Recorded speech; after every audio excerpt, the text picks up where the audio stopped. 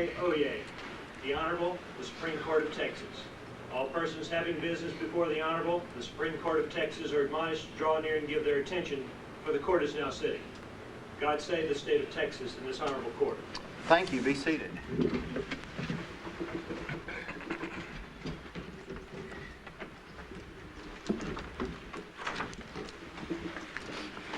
This morning, the court has two oral arguments divided into, with several cases in them. The first oral argument will be Mid-Century Insurance Company of Texas versus Jack Kidd from El Paso County, which will be consolidated with Nationwide Mutual Insurance Company versus Catherine Gerlich from Bexar County. The second oral argument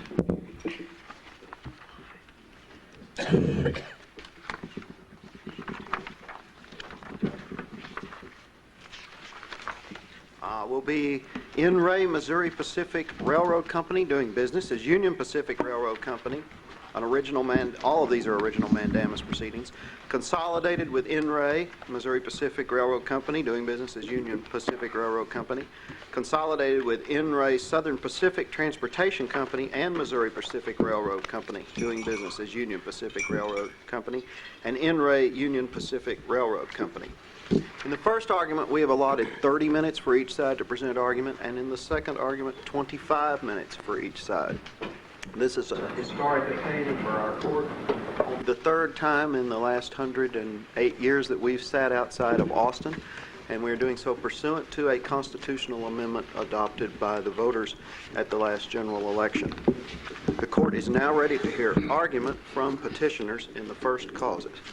May it please the court, petitioners will be represented Mr. Kurt Pax and Mr. Melvin Krennick. Petitioners have reserved 5 minutes for rebuttal. Mr. Paxson will open with the first 15 minutes.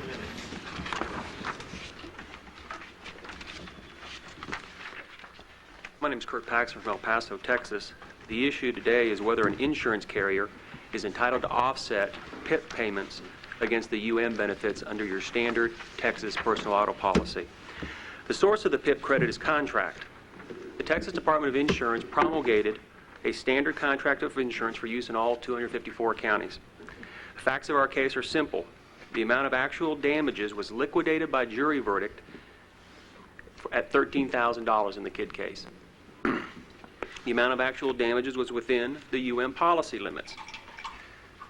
The trial court and the 8th Court of Appeals disallowed an offset for the PIP payments of $10,000, which meant that the carrier was forced to pay double on the very same element of damage. In other words, $10,000 in medical bills was paid under PIP. Those very same bills from the very same doctors were then introduced and according to the 8th Court of Appeals would be required to be paid again under the UM portion of the policy. But this very same party paid double premiums, one for the PIP and one for the UM. Yes, sir. The way it works is you have to have separate premiums when you go in to buy a policy of insurance. When you buy insurance today... Well, you charge 2 premiums, why shouldn't they be able to recover under the separate policy provisions?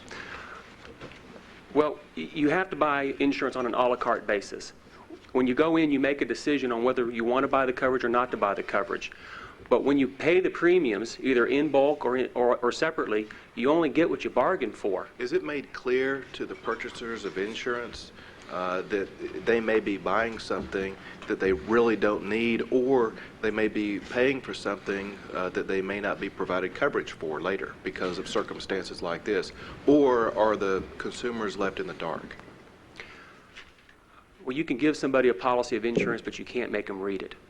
I don't know if it'd be on a person-by-person basis. Can you explain it to them? Absolutely, and I'm sure that that's why policies are usually purchased on a face-to-face or now telephone-type basis and everything. But again, this is not where each individual company goes out and crafts their own contract language. This is a standard policy of insurance. You get everything you bargained for into that contract of insurance. The PIP is there up front and fast on a no-fault basis to pay you if you've had an accident and you've lost wages or you've incurred medical bills. Later, if you decide that you've got additional damages and you want to go off and sue your insurance company or claim against the company for an underinsured or uninsured motorist, you also get the benefit of that. and that's over and above the amount that you paid in PIP. Mr. Paxton, isn't it true that the contract requires an offset, or permits an offset? Right, and that contract language starts off in order to avoid payment of benefits in excess of actual damages. So the reasonable expectations of the insurers are that they understand that it's subject to offset. Right. No one should go into a policy of insurance expecting double recovery. The respondents argue that we've decided this issue in Dabney. Why doesn't Dabney control in this case? Different contract, different language, different result. Dabney needs to be read in conjunction with Westchester Fire. In Westchester Fire, you had a policy of insurance, and the language back then required that any payment under PIP would actually reduce the policy limits. Completely different set of facts that produces completely different results when you start doing the math after a loss. That's not the policy before the court today at all. Do we have to overrule Dabney or Westchester Fire in order to reach the result that you'd have us reach?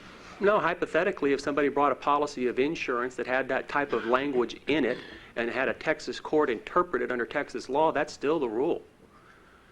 The problem here is that we got a different policy of insurance with different contract language, and we're not trying and have never attempted to offset the PIP payments against the policy limits, only against the actual damages, so no one gets double recovery. Well, let me ask you about double recovery. Why would anybody purchase uninsured motorist coverage? Because there's an awful lot of uninsured motorists on the street. Is uninsured motorist coverage designed to replace that other person's insurance? I'm buying it to cover me because the other person may not have it. The idea behind it is for your protection against financial loss as a result of uninsured motorist negligence. Okay, so if the other person has insurance coverage, could they take an offset for the fact that I have PIP? No, sir, they couldn't. Okay, so I buy uninsured motorists to insure, I buy uninsured motorists under the risk that the other party won't have insurance. Yes, sir. So why should I get less coverage under my uninsured motorist that I'm trying to replace just because the other side doesn't have insurance? First off, it's meant to replace it to the extent of compensatory damages. The idea is that you're going to get your actual damage. You're going to get the full benefit of your policy if the other person is uninsured. But it's always been construed as being compensatory. For example... So uninsured motorist coverage is not designed to replace a third party's insurance coverage up to a certain limit. It's just a different kind of insurance coverage. Right. First off, the carrier is a defendant by virtue of contract, not by tort. Mid-Century Insurance Company is not the tortfeasor in this case.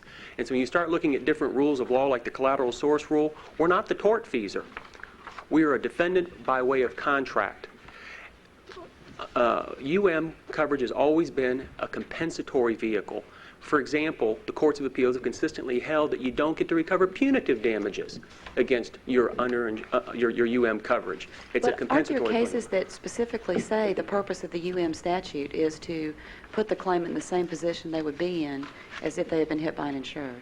And if those cases do in fact say that, how do we get around that language? Well, those cases, or if you just want to take one pithy statement out of a case, you can find language by which you can build a syllogism by which you require double recovery. But when you go back and you look at the statute, it was put out there in order to protect people from financial harm resulting from uninsured motorists. It is a compensatory plan. Well, let's look at the statute. In particular, let's look at 5.06-15.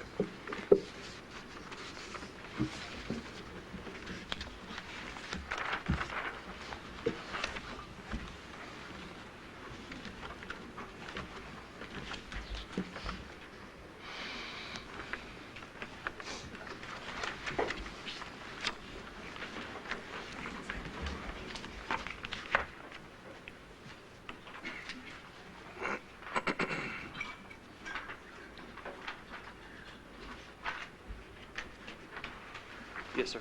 As I read it, it says, the underinsured motorist coverage shall provide for payment to the insured of all sums which he shall be legally entitled to recover as damages. It doesn't say all actual damages, but it says all sums which he is legally entitled to recover. Here we have a judgment for the $13,000. Because it is a judgment, that means that the insured is legally entitled to recover those sums. Why does 5.06-15 not tie your hands? This is an uninsured motorist case as opposed to an underinsured motorist.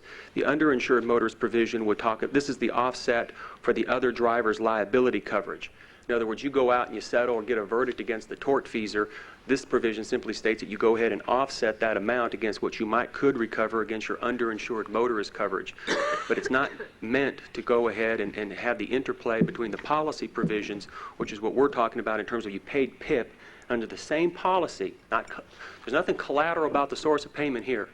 Under the same policy, we're supposed to pay it again under UM. That's what the respondent argues. That's what the Eighth Court held. And you've got to go ahead and read this policy fairly. There's no way you can read this policy, and no one has ever argued this policy is ambiguous. Not to date. When you read this policy, the only fair reading is that they're going to pay you the PIP fast and up front for your lost wages and medical. But when you go ahead and you make a claim under the same policy for UM, at that point in time, you're going to be capped at your actual damages. No one's going to come out ahead on this deal. And we have had cases out of this court before. For instance, the Briggs versus American Motorist case, where there's two completely different UM policies applying to the same loss.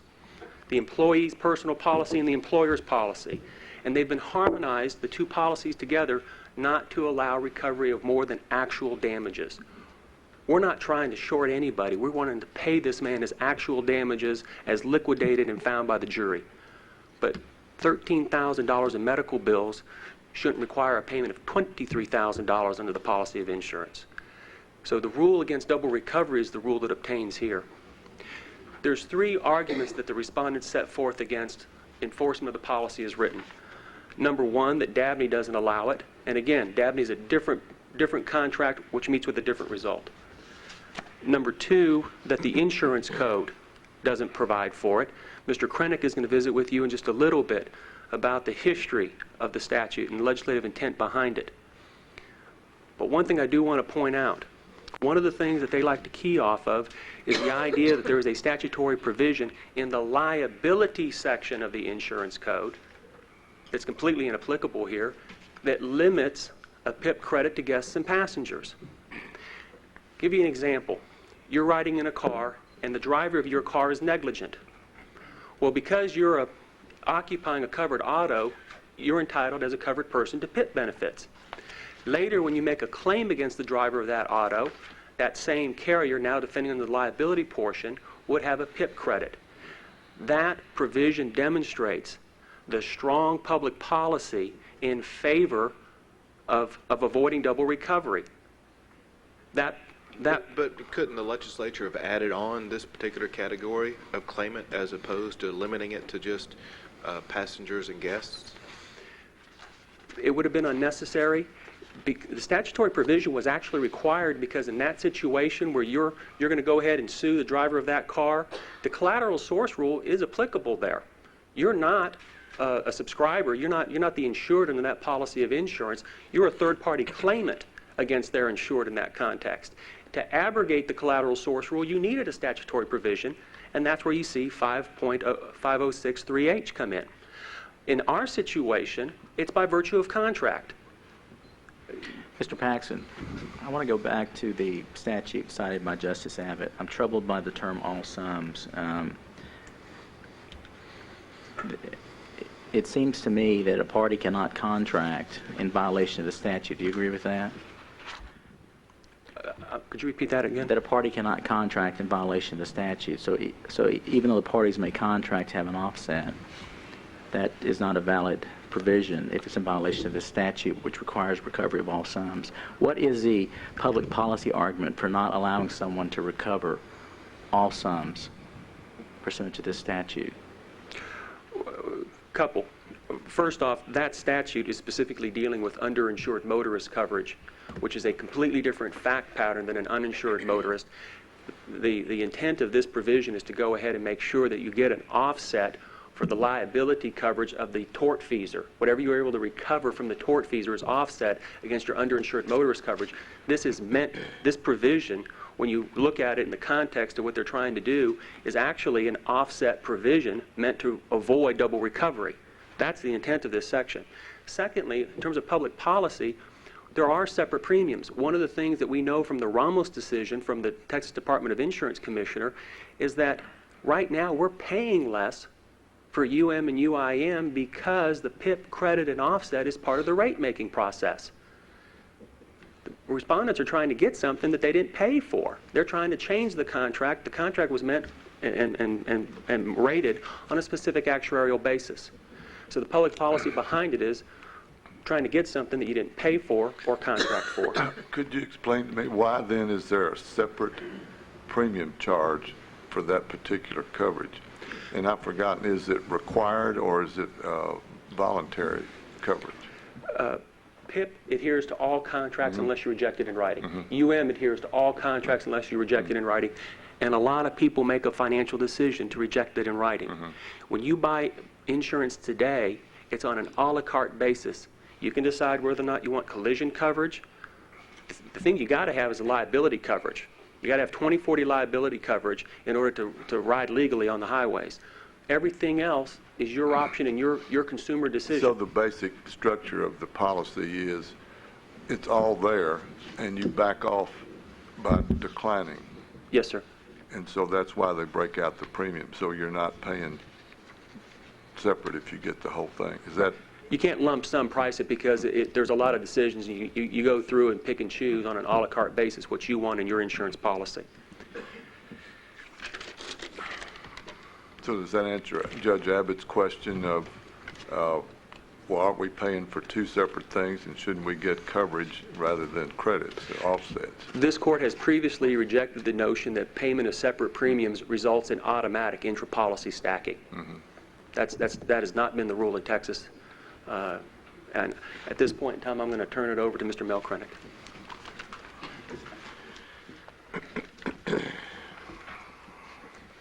Court, please. I'm Mel Krenick from San Antonio. I represent Nationwide Insurance Company in that portion of this case.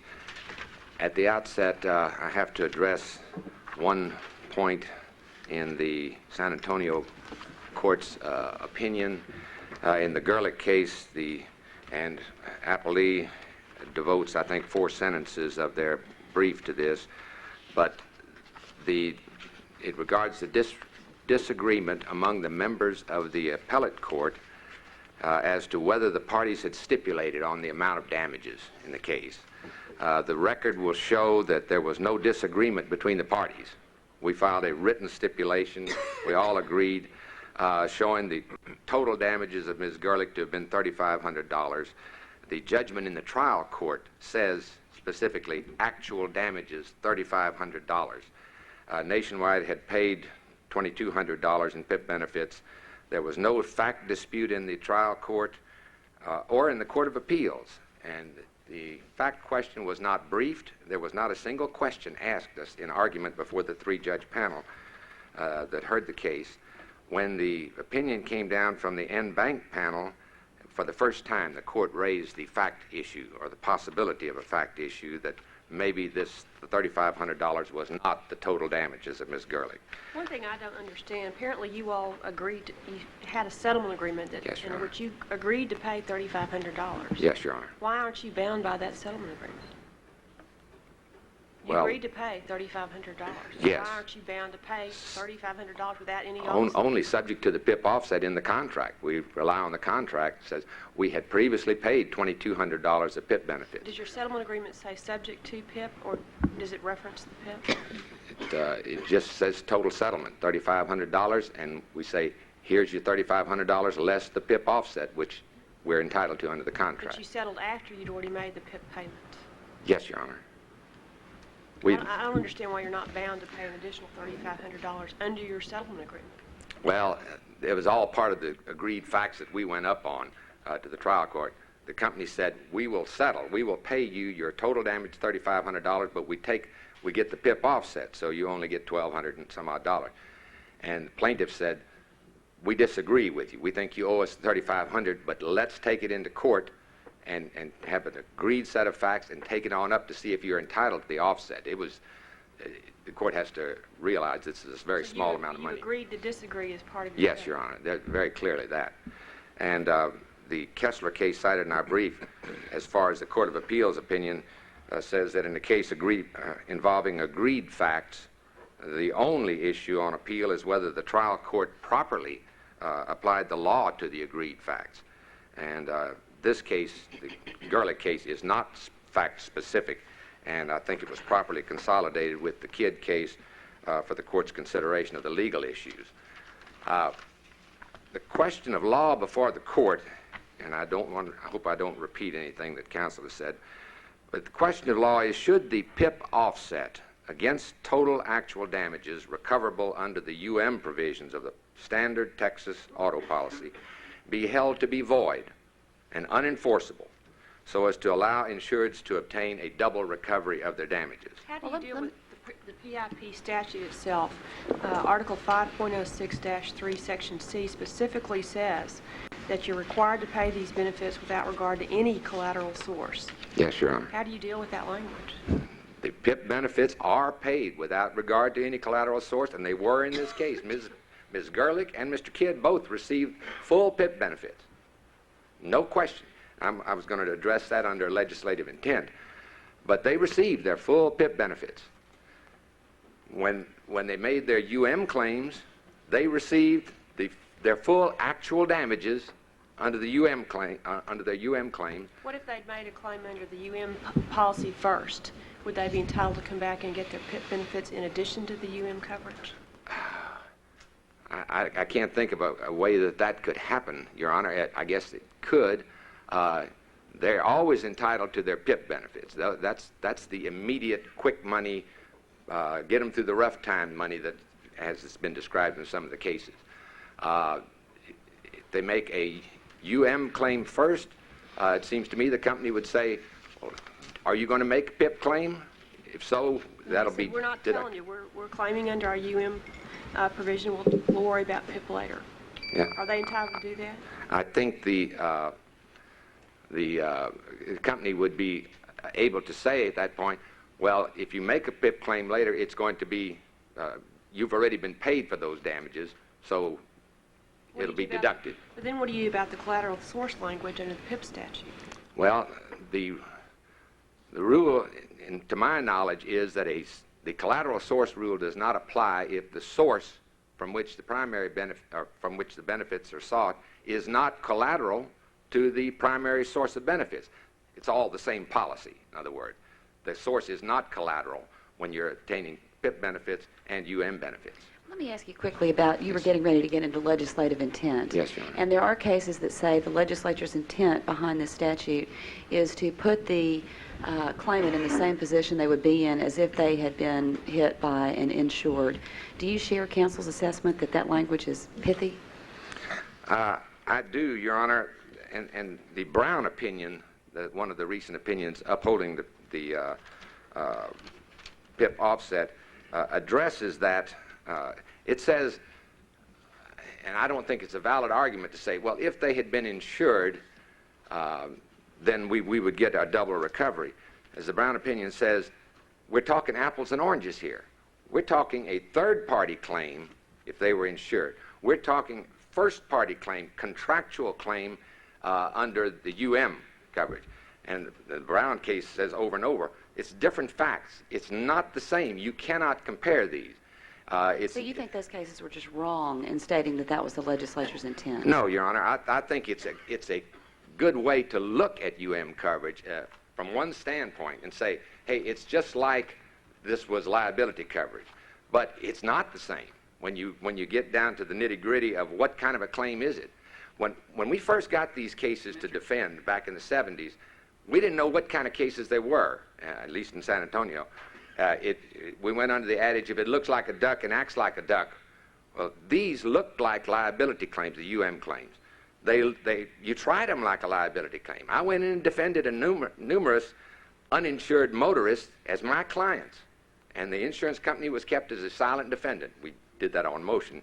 This court and the subsequent lower courts told us, you're wrong. These are first-party claims. They're governed by the rules of contract. They have a 4-year statute of limitations. They may recover attorney's fees under this. This is a different breed of cat.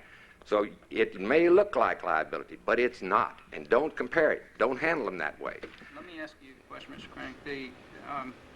Are you familiar with the case Schaefer versus Unigard? Yes, Your Honor. Okay. In that case, it seemed the argument was made that the PIP endorsement was really a separate agreement of insurance that was not affected by other provisions in the policy to which it was attached. Primarily, that had to do with the driver exclusion that was under the policy, and the court concluded that the exclusions under the policy didn't apply to the insurance provided by the PIP coverage.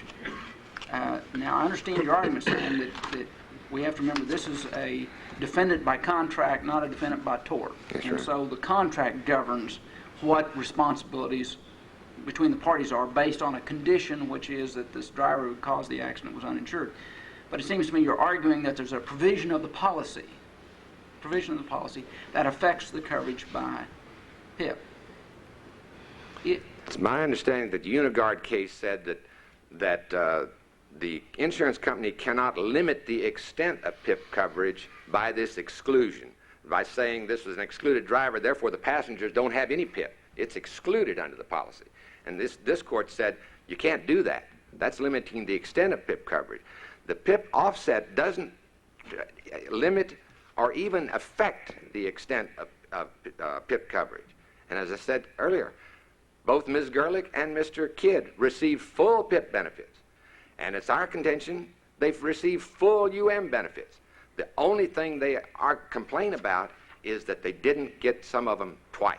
Why do you think the legislature, when it passed the uninsured motorist coverage statute, went to such great pains in Section 4B to talk about double recovery when you're talking about property damage?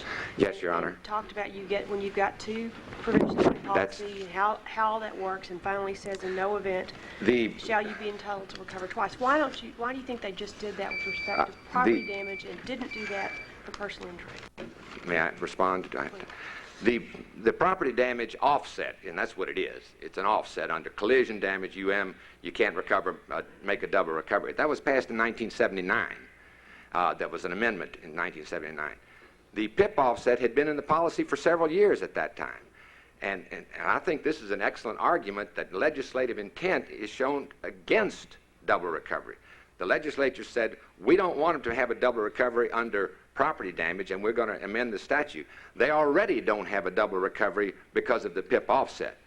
And to me, it shows legislative intent that the legislature is saying there cannot be double recovery under any portions of the standard Texas automobile policy. Where's the PIP offset under these circumstances in the statute? It's not in the statute. It's in the contract. And as Commissioner Bomer said in his opinion, that 97 opinion that's attached to all the briefs, he said it's been in there for 20 years. The insurance companies have been relying on it. They rate their policies. It's been there all this time. And that's what I say as to the property damage offset. It was there. The companies had been relying on it, rating their policies, selling them, and using the PIP offset. And then the 79 amendment on property damage just shows the legislature's further intent. There's no case in Texas history that I know of, no evidence in the legislative intent or in insurance principles that allow this double recovery and say you should make a profit from your insurance policy.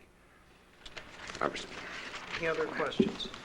Thank you, counsel. Thank you, Your Honor. The court is ready to hear argument from respondents. May it please the court, Ms. Mara Blatt and Mr. Larry Zinn will present argument for the respondents.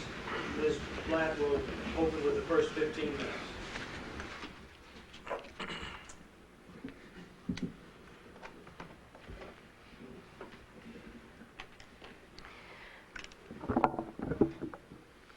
May it please the court and counsel, my name is Mara Blatt, and I have the pleasure to represent the respondent, Mr. Jack Kidd, in the Kidd versus Mid-Century matter. There are 2 points that I'd like to make to the court today. The first is that the and PIP statutes do not actually prohibit the offset of PIP benefits against Kidd's claim. And as such, Mid-Century's proposed interpretation of its policy must be found void as a matter of law. The second is that Mid-Century's attempt to raise the specter of double recovery or recovery in excess of actual damages is misplaced in that this Court's precedents, the statutory scheme, and public policy support rather than forbid the complete recovery that was awarded Kidd at trial and that was affirmed by the Eighth Court of Appeals. Blatt, do you disagree with Mr. Paxson's explanation of what the rate structure is for the PIP and coverage? That in fact the offset is taken into account with the rate structure that applies to the standard Texas automobile policy? Well, certainly with regard to the calculation of premiums, the Commissioner's opinion indicates that yes, that is taken into account. So in fact, however, the insured then is not paying for coverage it didn't get if the offset is allowed. well, I think one of the justices alluded to the fact that if there are still two separate premiums that are paid for this coverage, and the way the premiums may be calculated does not necessarily is not necessarily revealed to the consumer. I understand, but do you disagree that in fact what is happening is as the rate structure is set, the offset is taken into account, so in fact the premium is less on coverage than it otherwise would be if the offset were not allowed? Do you disagree with his representation that that's in fact the way the rate structure works?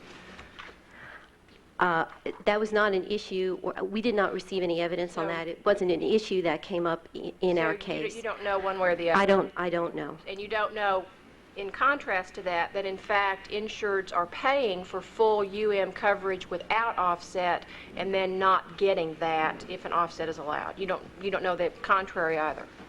Well, I can answer it only from personal experience that if you look at the policy that you receive every 6 months, there isn't any indication that there is an offset. No, I'm just talking but I about understand what you're saying. You really can't say one way or the other whether No. you agree or disagree with Mr. Paxson. No, because I don't have any evidence on that. What about his argument about the construction of the uninsured motorist statute, that the legislature already thought there were PIP credits, and when they tried to align the property damage side of it, they weren't trying to say that there were double recovery possibilities? Do you mean the property damage in Yes. the portion of the statute? What about his argument that they were trying to align it with existing law regarding personal injury?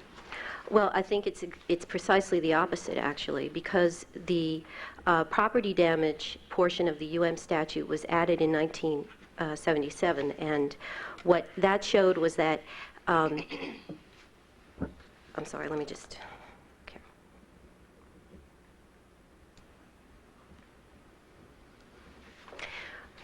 If the legislature had wanted to deal with the issue of offsets in the bodily injury portion of the statute, it certainly could have done so at the same time that it added the property damage language into the statute. But is it possible the legislature decided to leave that arena to the parties to contract, to deal with by contract? Well, if the legislature, well, certainly, yes, the parties can be left to contract with one another as they see fit, but what the contract, if it violates the statute, still is not valid. And as such, if the legislature, clearly the legislature had the idea of offsets in its mind when it put this extra provision in for property damage. And the fact that it didn't add that to the bodily injury, I think, is indicative of precisely the opposite. Is there any sound public policy reason for prohibiting offsets for property damage but not for bodily injury? For prohibiting double recovery for offsets but not for bodily... prohibiting double recovery for property damage but not prohibiting it for bodily injury? The underlying policy on is that the person who is injured is supposed to be put in the same position that they would have been in had they had they had the dubious fortune to be hit by an insured motorist. I think if you look at this court's cases, you see that even in those cases where stacking is not allowed, the actual intent is that the insured motorist gets one full recovery. If that has to be accomplished in some cases by stacking, then it is, and if not, then the motorist is still covered for all bodily injury. And that is the public policy behind the statute. Just because the state has a public policy that says a tortfeasor shouldn't get the benefit of the person they injured having the foresight to buy insurance. That is not the benefit of collateral source. The tortfeasor should pay the full amount of the damages. We don't look to see what other money is available. Does that translate into a public policy that considers a double recovery to be proper?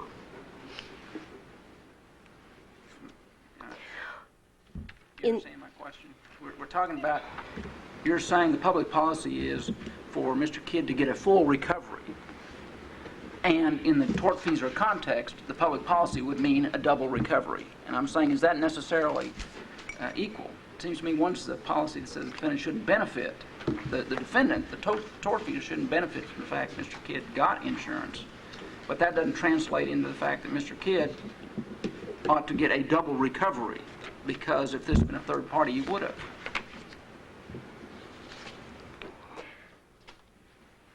When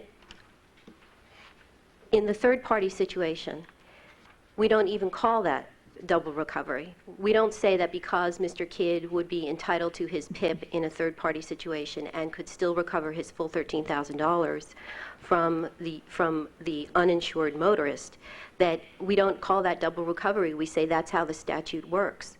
Well, the same thing applies here, especially when you consider that the PIP statute has an absolute prohibition on subrogation, and also says that the benefits should be available without regard to the any collateral source. But isn't the purpose of that to facilitate quick payment of these kinds of claims so the insured doesn't have to wait?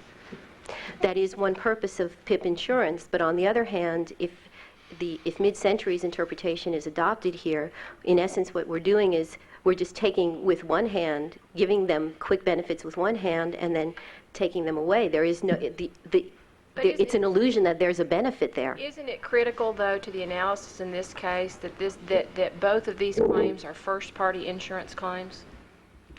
Not if you consider that there are separate premiums paid for the coverage. But doesn't that then depend on looking at the rate structure as to whether or not the premium is appropriate, does appropriately take into account the offset provision of the contract?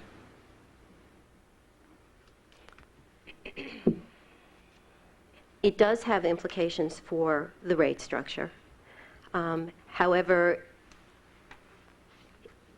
the difference that in net effect we're probably talking about is a few dollars in either direction. But a few dollars multiplied times all the automobile insurance policies issued in the state of Texas and all the premiums paid is a lot of dollars.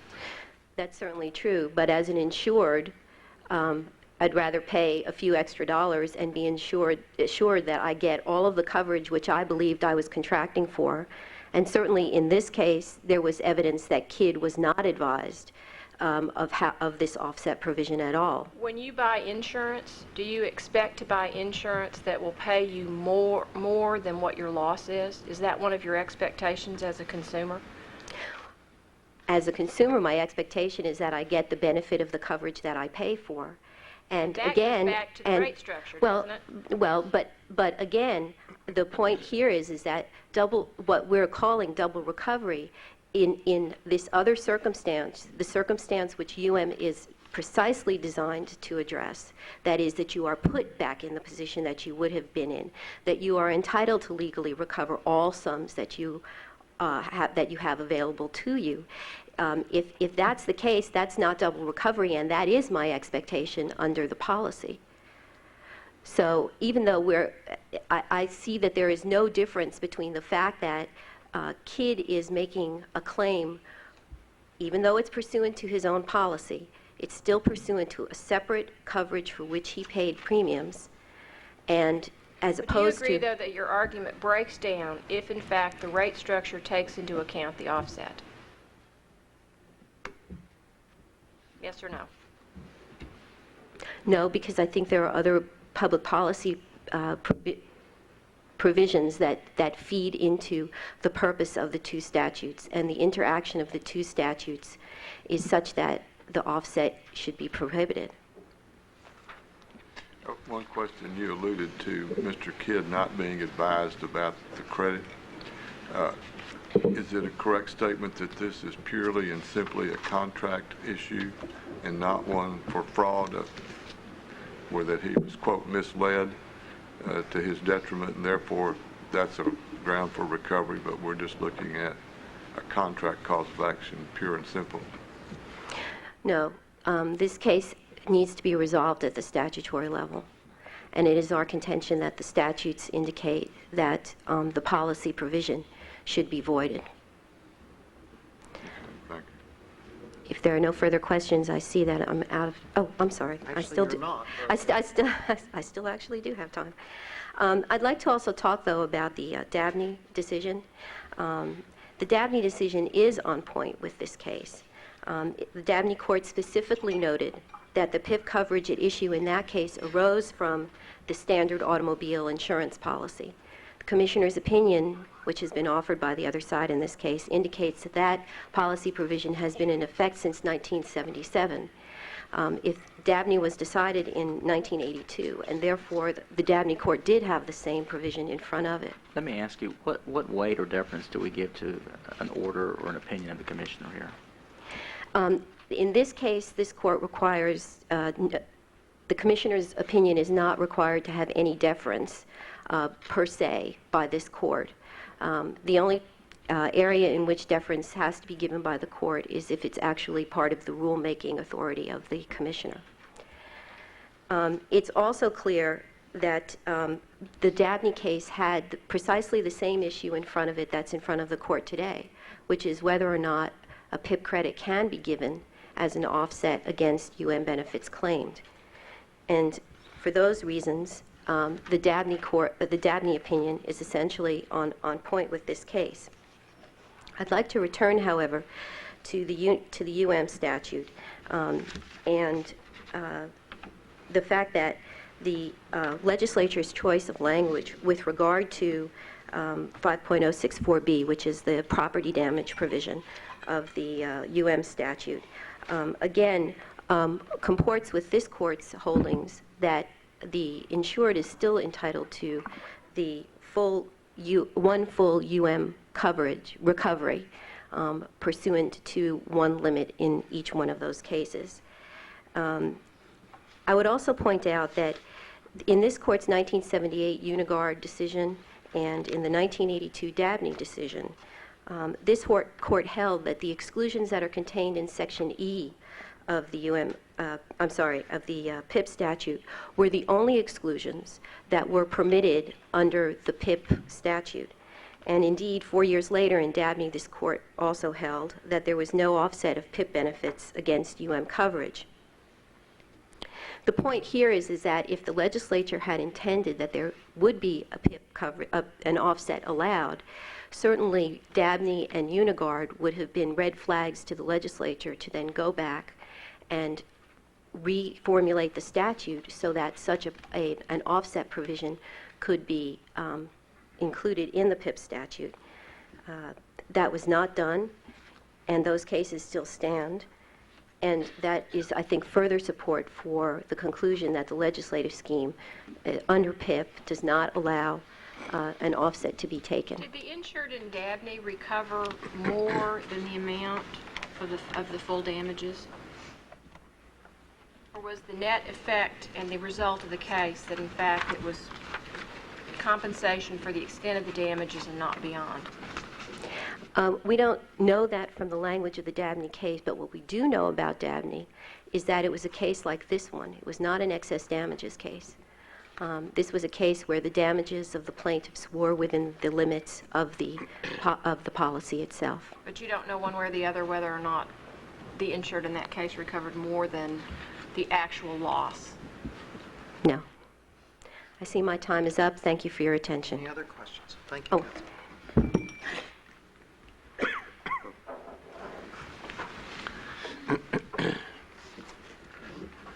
May it please the court. In answer to your question, Justice Hankinson, they did make a double recovery in Dabney. We have the judgment in Dabney. We have the actual jury awards in Dabney. There was a double recovery in Dabney. It is exactly the same situation as this, exact same contract provision. So we'd have to overrule Dabney in order to go with the insurance companies in this case? You have to overrule Dabney. You have to also overrule, I believe, Unigard v. Schaefer. So they recovered in excess of their damages. They did. There was Wasn't there credits taken an issue for comparative negligence in that case? Yes, there were credits taken for comparative. There were credits taken because all of the plaintiffs in that case were found negligent to some degree, so credit was taken off for that matter. However, the judgment was in the amount for the uninsured motorist coverage, and they had already received PIP, and that judgment of the uninsured motorist coverage was under the uninsured limits. They were all the judgments, even the woman who was killed, was under $10,000 in that case. And in fact, we have the actual judgments in that case. So have you read the Dallas Court of Appeals decision on this same issue that goes against you? The Kim case. Yes. Yes, So and do you disagree then with the Dallas Court's analysis of Dabney? yes, The Dallas Court concludes that they were only compensated up to the full extent of their damages as a result of the comparative fault. they didn't read the file. I mean, this is the judgment in Dabney. It came from y'all's records. You can check it. Okay? The judgment for the woman who was killed was $6,611.40. That's for the uninsured motorist coverage. The judgment for the second plaintiff was in $3,286.69. For the third plaintiff, it was $251.87. That was his uninsured coverage. He had been paid over $500 in PIP. If they took a PIP credit in that case, he would have got zip. He would have actually owed them money back. You can check it. It's in your file. Thank you. In answer to your question, Justice Owen, about the addition of the uninsured motorist coverage in 1977, 1979, I've reviewed the legislative history for both of those acts and those amendments. I've read every tape there is on that. I've looked at the bill file on that. Never did any representative mention that there was a PIP offset in a policy. The same time they added that bodily injury language in Section 3 of the UM statute, they added the same language about property damage in Section 4. The same time. That language on bodily injury in 3A did not exist before 1977, nor did that property damage language. Clearly, they thought the property damage was going back to the PIP statute they passed in 73, and I've reviewed that legislative history. And it's clear that they wanted folks to get their PIP regardless of the existence of other benefits. That's the whole point of that Section 3C. It never occurred to them that if they didn't give the insurance companies the right to subrogate against somebody, the third-party driver who hadn't paid premiums and who was at fault, that somehow they'd be able to subrogate against their own insured who had paid premiums and wasn't at fault. Mr. Zinn, It never occurred to them that somebody would actually allow that to happen. since you've checked all the background and everything, have you checked the rate structure, and can you respond to Mr. Paxson's argument? Yeah, I can, Your Honor. Okay. And I can tell you that from our experience, that there's a reason why you only had one case in between. You had Dabney in 82, you had James, which was Lucas out of Texarkana, which was a year or two later, was already in the mill. And then in between 1982 in Dabney and 1998 in the Kim case, you only had one case, and that was James. Now all of a sudden you've got about 6, 7, 8 cases all of a sudden. Why? Because this is the first time they've been insisting on their PIP credit. They followed Dabney for years. This Gerlich had her accident in 1995, and frankly, we brought this case because that's the first time we had an insurance company insist on that PIP credit. Well, but Mr. Paxson says that the rate structure takes into account the offset. So in fact, the insureds are paying under a rate structure that includes consideration for the offset, therefore the premiums are less. Is that right or not? I don't think it is, but let's assume it is. Do you I don't know think one, it is. do you know one way or the other? No, and he doesn't either, because there's no evidence in this record. You can check the record of both cases, and you won't find any evidence on rate structure. You're going to have to go outside this record, make some phone calls, and find out, because it's not in this record. Well, we have a decision of the commissioner that's in the record. You do? That says that as a general matter, this is taken into account. You do, and Who would clearly know that was better? something he would know. Who would know better than the commissioner? Who would know? But he wasn't commissioner early on, and I would suggest All I can tell you is our experience, and just look at the case law and how it's developed, and why this issue has only all of a sudden everywhere cropped up. And the reason is because they weren't paying the PIP credit. I mean, they weren't insisting on it, and the reason was because y'all's decision in Dabney.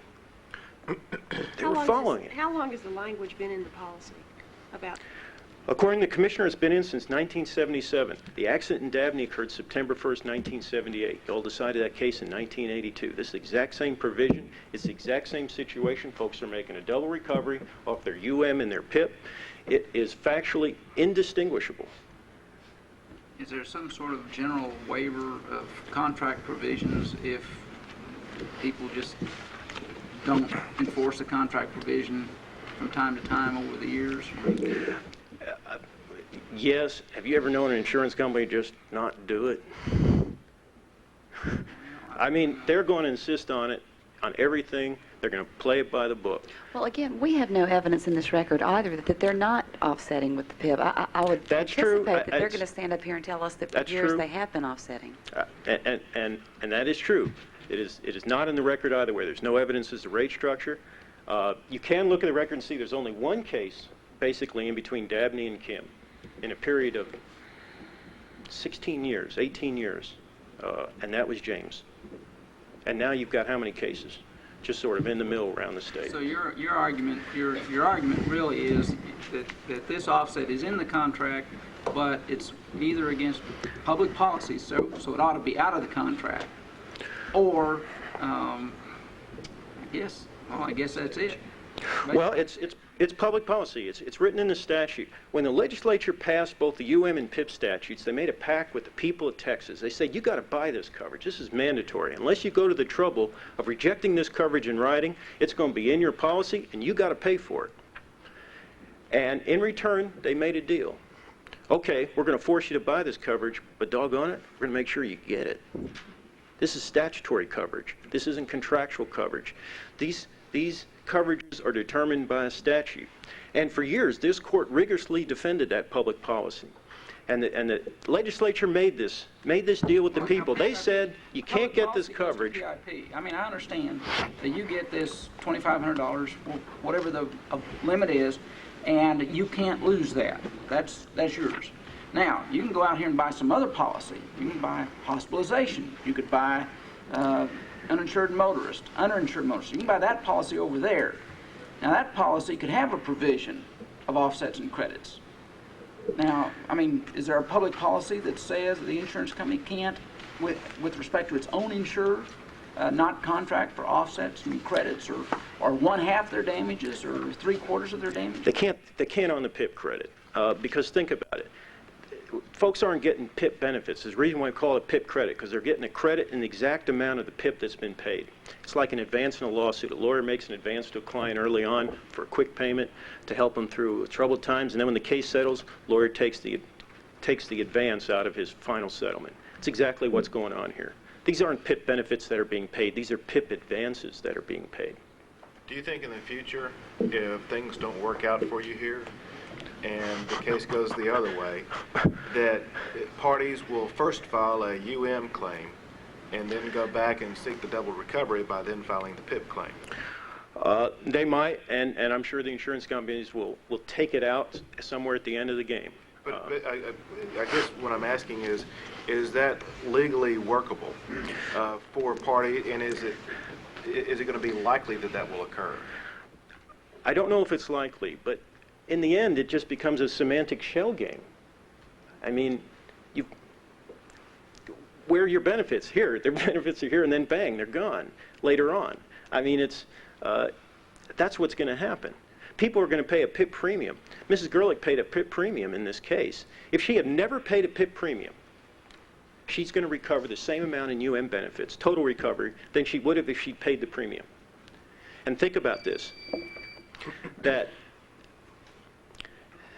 But her premiums on the UM are lower.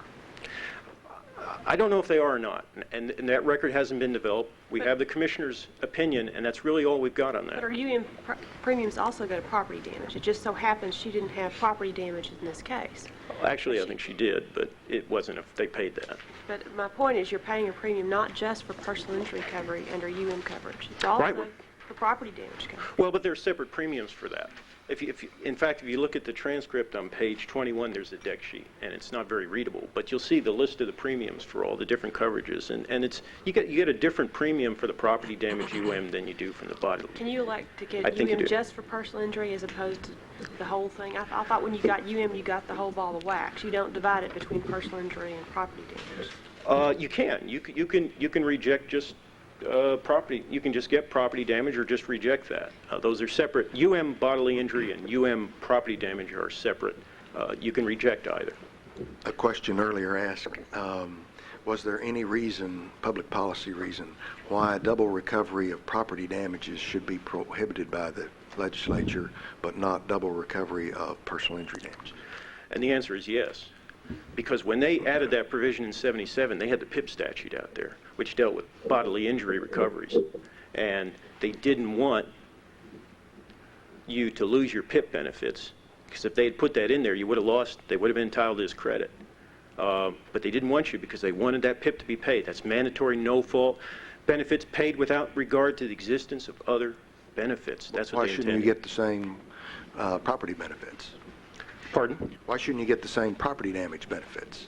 Well, there's not the same policy. There's no statute that says collision coverage is a matter of law. There's no statute that says every policy has to have collision coverage. That's a voluntary coverage that you can get or not get. And there's no public policy of Texas that every automobile liability policy in Texas have property damage. There is a public policy of Texas that every automobile liability policy in Texas have PIP and and you'll be able to recover for both. Your case is the one that has the settlement agreement.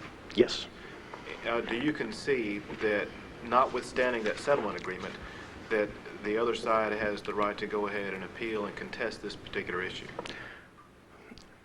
Yes, the stipulations speak for themselves. That's what we stipulated to. That was our agreement. We disputed the offset, and that was the whole point of bringing the lawsuit. And we both agreed to bring that. I do not want to foreclose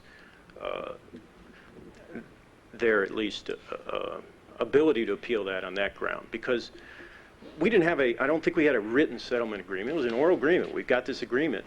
And we didn't agree to actual damages. We agreed to settle the thing for $3,500. And if we didn't do enough correct stipulations, we just didn't do it. They speak for themselves. But that's what we did. And but I do not want to foreclose their ability to raise the issue, because I don't think that'd be fair, and that wasn't in the spirit of our agreement.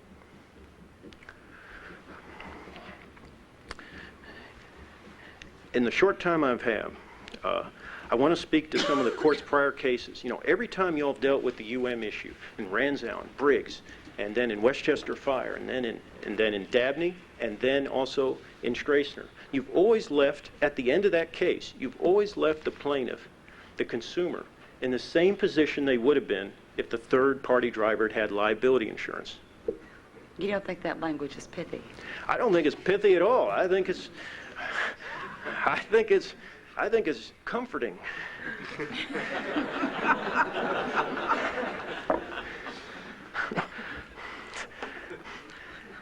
So, in order to speak to the legislative's intent and their public policy behind these statutes, you know, they wanted folks to get one recovery and one PIP recovery, not 2 recoveries or 17 PIP recoveries, but you pay your and you pay your PIP, and you get 1 recovery and you get 1 PIP recovery, whatever the rates are. The legislature didn't set the rates, but they did know that they wanted folks to have the coverage. And if you allow PIP credit in this case, then in those cases where something that Mrs. Gerlich had absolutely no control over, she was hit by an uninsured driver instead of an insured one, she's going to suffer a financial loss if you allow this PIP credit. They didn't say actual damages, they said financial loss, and she will suffer that financial. Is there anything in the statute, the bill analysis, the legislative history that states that is the purpose of enacting the statute, to put the claimant in as good a position? Anything actually written in the legislative history? The original statute was passed in '67, and they didn't do tapes then. But clearly, if you just look at the statutory language, clearly they wanted it to replace that third-party liability insurance. That's what it's called, uninsured motorist coverage. It's for the uninsured driver as opposed to the insured one. And when you try a case, when you submit the elements to a jury, you submit negligence, you submit proximate cause, and you submit damages of the third-party driver. You submit that case the exact same way you would in a third-party negligence case. The elements are exactly the same. So is not some different kind of coverage. At least when we try those things, they're the exact same thing. We have to prove the exact same thing, and the policy says we have to prove the exact same thing. It is a substitute for that third-party liability insurance, and that's what they intended. And if you allow the PIP credit, it won't happen. Any other questions? Thank you, counsel. Mr. Paxson, it seems to me, in answer, well, one of the questions posed was perhaps the insured should submit the uninsured motorist claim first and put the insurance company in the position of having to pay that and then making the PIP claim later. What keeps the insured from doing it that way? We were talking about different elements of damage, basically. The PIP only covers a small subset of the damages available in a case. But it seems to me that's a strong point they make. I'm injured, I submit an uninsured motorist claim to the insurance company. What are you evaluating then? You're evaluating what the damages are. Maybe you're in one of the counties that can give you a trial in 6 months. And you have a trial and you come down with the damages $10,000. The insurance company's got to pay $10,000. Right? Yes, sir. Can the insurance company say, well, I'm going to withhold the amount of a PIP coverage? You couldn't, could you? Well, there's no offset yet. You haven't paid it, have you? The El Paso Court of Appeals, in construing 2 PIP policies. I'm just talking about uninsured. All I've done is claimed uninsured motorists. We've gone through the trial. There's the liability, $10,000. Even though the statute talks about not without regard to collateral source, again, when it's the same carrier for the same elements of damage, there's nothing collateral about the source. You haven't paid me the PIP, so you can't take the offset, can you? Well, no. Okay. I wouldn't take the offset then. Now, I've said pay me on my uninsured motorist. You pay the uninsured motorist. Now I make a claim for PIP. Can you refuse to pay the PIP? In that scenario, there's nothing collateral about the source. You wouldn't have any unpaid medical bills to be paid under PIP. There'd be nothing to be submitted to the company that hasn't already been compensated under the provision of the policy. So you're saying if you've been paid for your damages by the third-party policy, that third party out there has paid it, then you don't have to pay PIP? Well, not the third party, but the carrier, the carrier, has already paid it. And if you come back and now I want you to make it a PIP carrier too, I would argue that no, you've already been paid and it's not a collateral source that would implicate the statutory provision. And again, by way of analogy, the El Paso Court of Appeals in the USAA decision talked about when you had 2 PIP policies. And that can happen. You can't go ahead and take both PIP policies that pay the exact same bills. Again, the policy in this state in construing insurance policies is no one has a right to come out ahead. If you get 2 fire policies on your house and your house burns down, you don't get twice what the cost of your house was. As far as the rate making, again, who knows better than the commissioner?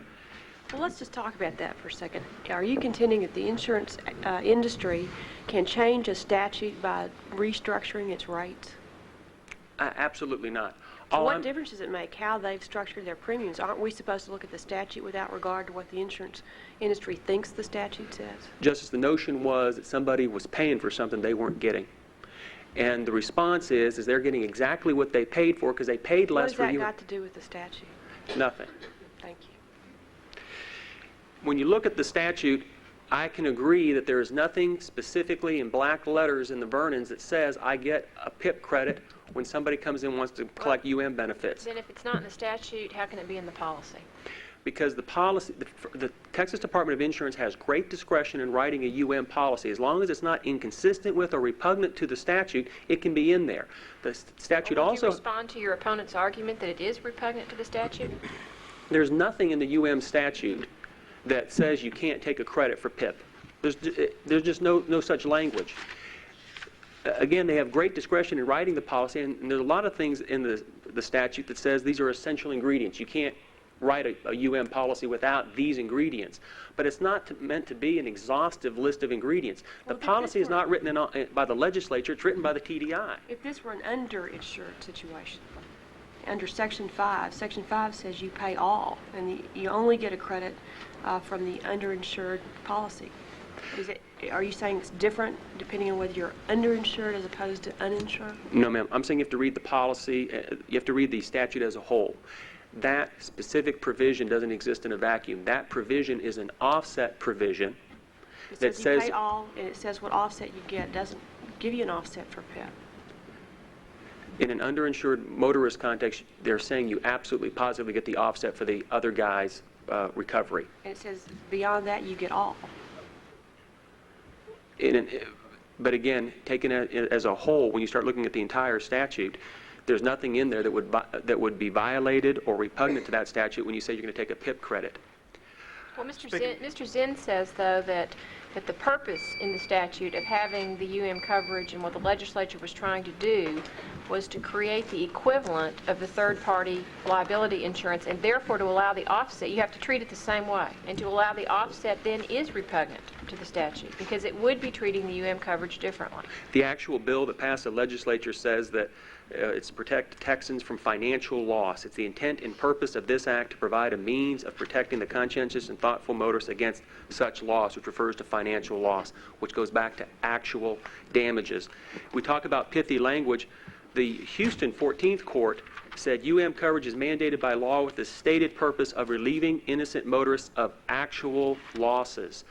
This case is about double recovery, not the collateral source rule. Let me ask you real quickly. Mr. Zinn stated that since Dabney, there have been no offsets of PIP. Did I anticipate correctly that you would say that you have routinely been offsetting PIP, or have you not? I can't speak for his unique and personal experiences, but I can tell you that this case is percolated forward because carriers are obviously taking the credit. This is not a case about waiver and estoppel. Throughout which has never been pled. Well, I didn't mean to imply that. I got some impression that there was some routine in the industry based on Dabney, and are you disputing that that is done? In my personal experience, there was a great amount of confusion after Strackner and Hestelow as to what, if anything, a carrier could or should do. And back then, first-party bad faith was a raging animal. And so there was a lot of confusion back in the industry then as to whether or not any of the exclusions Are you saying you don't know whether those offsets have been taken or not? I know that carriers have taken the offset. I don't know at what period in time and what carriers have made what decisions. And you don't know whether it's routine or not? Right. Usually $2,500 is not worth a fist fight. Can I speak to Dabney for just one moment? Dabney, I'm sorry. Yes, go ahead. The double recovery in Dabney, there were 3 plaintiffs. Gooseby had no double recovery. Dabney had no double recovery. Haynes had double recovery of exactly $231.87. The briefs do not address double recovery. The court does not address double recovery, and I suspect that $231 is not enough in controversy to come forward to the Supreme Court and argue about. How much are we dealing with here? In the Kidd case, $10,000. We paid $10,000 in medical bills under the PIP. The same medical bills are then introduced in the case, and they find total accrued medical of $13,000. And in $2,200. Any other questions? Thank you, counsel. That concludes the argument in the first case. The court will now take a brief recess.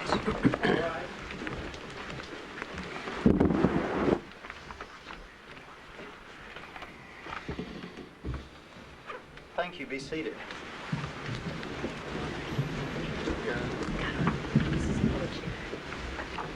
The court is ready to hear oral argument in the second set of consolidated cases involving Missouri Pacific Railroad Company, Union Pacific Railroad Company, and Southern Pacific Transportation Company, all original mandamuses. We have allotted 25 minutes for relators and respondents to present oral argument, and the court is ready to hear argument from relators. May it please the court, relators will be represented by Ms. Deborah Newman. Ms. Newman has reserved 5 minutes for rebuttal.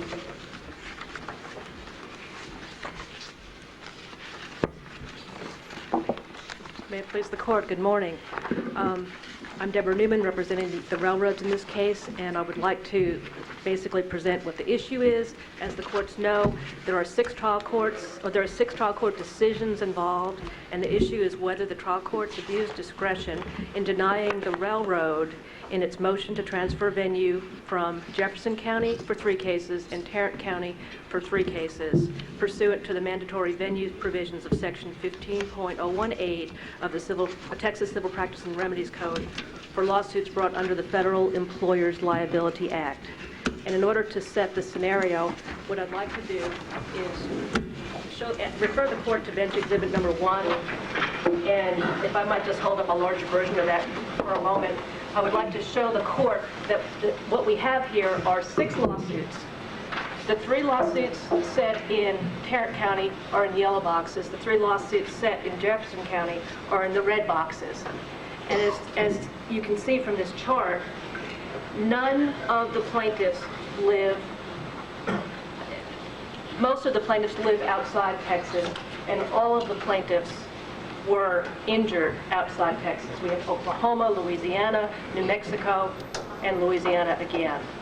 Only 2 of the plaintiffs actually even reside in Harris County. And the point of our presentation is to show that venue is proper for all of these plaintiffs, neither in Jefferson County or in Tarrant County, but in Harris County, Texas, under the venue law, because Harris County is the supreme center, the management focus of the railroad in Texas. Does it have to be the Supreme Center, Counselor? Yes, it does have to be. For purposes of venue? For purposes of, no, it doesn't have to be the Supreme Center. For purposes of venue, it has to be the principal office of the railroad in Texas, and the definition that we must go under is... Well, it has to be a principal office. I mean, isn't that a big difference? I can explain exactly how the language of the statute came about through the legislative history, and I don't think it is a big difference because the legislative history had to account, the legislature had to account for the possibility that a corporation could have several principal offices in a state of equal power or levels of executives. They didn't put that in the statute, though, did they? They didn't put it in the statute, but they clearly put it in the legislative history. And the statute, I believe to some extent, is ambiguous because it says that it is a principal office. However, the statute also says that the lawsuit can be in the county where the defendant's principal office in the state is located. And they merely then define what a principal office is. And it is a place or a principal office where the decision makers for the organization within the state conduct the daily affairs of the organization. And then they go on to say that the presence of a mere agency or representative is not sufficient. And I think that if there can be more than one principal office, and I think you have to concede that in some cases, for some corporations and some structures, there will be more than one principal office because you could have 2 offices, 2 divisions in the state for some company with equal vice presidents, and they are basically 2 management focuses that are equal in the state. In the legislative history, that was contemplated. And I think it's very important at that point then to look at the structure of what the Union Pacific Railroad is in Texas. And the Union Pacific Railroad management focus, where the decision makers within the organization make the decisions, run the day-to-day operations of the company, are in Harris County, Texas. There are numerous executives in Harris County, Texas. There are none elsewhere in the state. If you take the first example of Jefferson County, there is purely a manager below the level of a superintendent. There are executives all in Harris County. Then there are superintendents in Harris County. Superintendents operate a region of the railroad. There's 6 of them in the state. But they only have authority within their own region. They do not have authority throughout the state. So what's really important is that in Tarrant County, there is a superintendent. He's clearly an agent or representative of the railroad. Isn't he making decisions for the daily operations of the railroad? He makes decisions for the daily operations of the railroad within Tarrant County only, not for the state. He is not the management focus for the state. He, in fact, reports to Harris County, and that's critical. And again, the manager in Jefferson County, he actually reports to a superintendent in Livonia, Louisiana, who then reports back to the people in Harris County.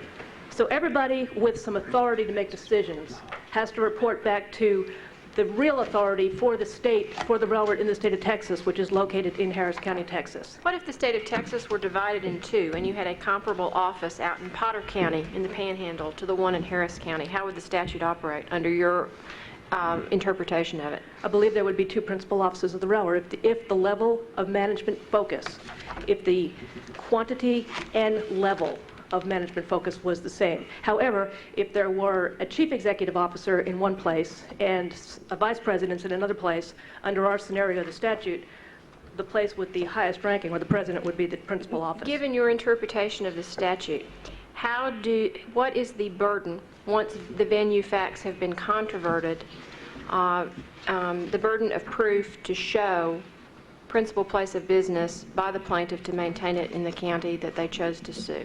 The burden shifts from the filing plaintiff to the defendant to show that Harris County, in these cases, is the principal office of the railroad in Texas, and we believe we have more than met that burden through the depositions of several executives and through the affidavits of several executives. If a plaintiff is taking the position that the county of suit is the principal place of business, what would their proof need to look like? Their proof would need to exceed the level of authority that we presented exists in Harris County. Their proof would need to show that there is the management focus for the entire state out of the county in which they're referring to.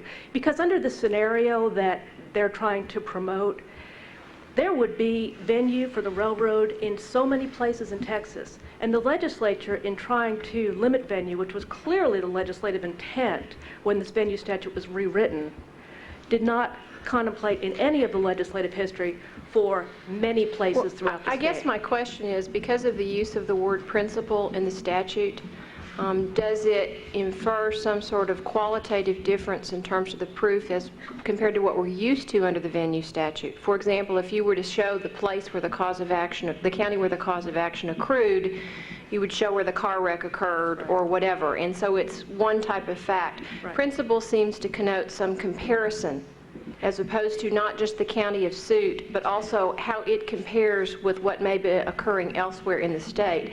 So is there any special proof requirement given the use of the word principal in this venue statute? Well, I think so, and I think it's a factual proof that's required to show that the county of venue that the railroad says it's its principal office is the county where it has the management focus and the highest ranking executives. Because in the legislative history, and I passed out a bench exhibit with a legislative chronology, which is number 3, it's very important that I go back to the fact that the legislators talked about the rare instance where there might be more than one principal office in the state, and it's specifically spelled out, I believe, on exhibit number 6 on the second page, is that this was designed for those companies who may not necessarily have a central location where the decision makers are located, but may have 3 or 4 locations or 5 locations throughout the state where the decision makers are at an equal level. But what they went on to say is that there may be more than one principal office, but it's going to be in a very, very small number of cases where you cannot distinguish the difference in the power, basically. In other words, where there might be a lot of managers. There might be 20 managers in one place, but if the president of the company is in a county, that's where the principal office is, where the highest ranking people who make the management decisions that reach the entire state. How do you square that? How do you square that argument with Senator Bivens's purported amendment to put the word primary in, and Senator Mumford's candid response on the floor of the Senate that Senator Bivens' amendment would tighten up venue quite a bit and would reduce forum shopping a good bit more than his language, but that his language had been agreed to by everybody, and Senator Bivens would start the battle again, and the Senate rejected it 23-7. Well, I think that's the reason I made up that legislative chronology chart. But you left the part that I just referred to. Which is exhibit number 3. And I think what's important to note is that when the bill had already been agreed to in the House, it then went to the Senate. And that's the time you're talking about, is the April 11 to 19 time, when the Senate is talking about inserting primary, okay? The bill was already agreed to. Senator Munford said that he did not disagree with the spirit of that proposed amendment, but he was in a particularly touchy situation because the bill had already been agreed to. But what he said is that's why we are going to use the nerve center test. And the nerve center test even goes to more, can be, when that nerve center test is applied and should be applied as it was adopted, it's even a tighter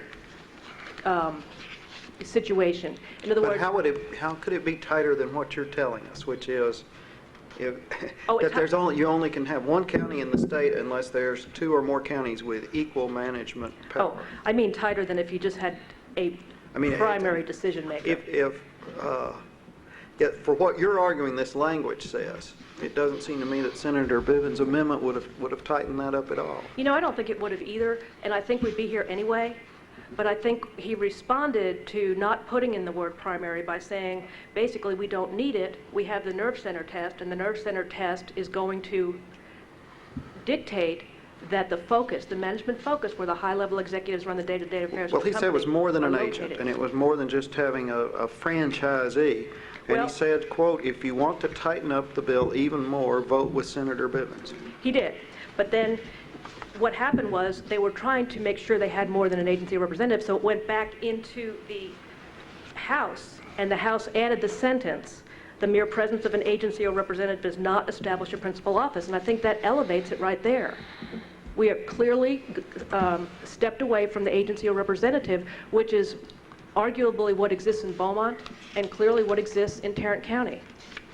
What if you have a situation, considering facts perhaps in another case that may come before us, where you have a small corporate headquarters, let's say in Dallas. You have the president and the CEO, but unequivocally, unquestionably, the vast majority of operations are conducted out of Houston. Other than token 12 people in Dallas, you have 2,500 people in Houston conducting all the operations.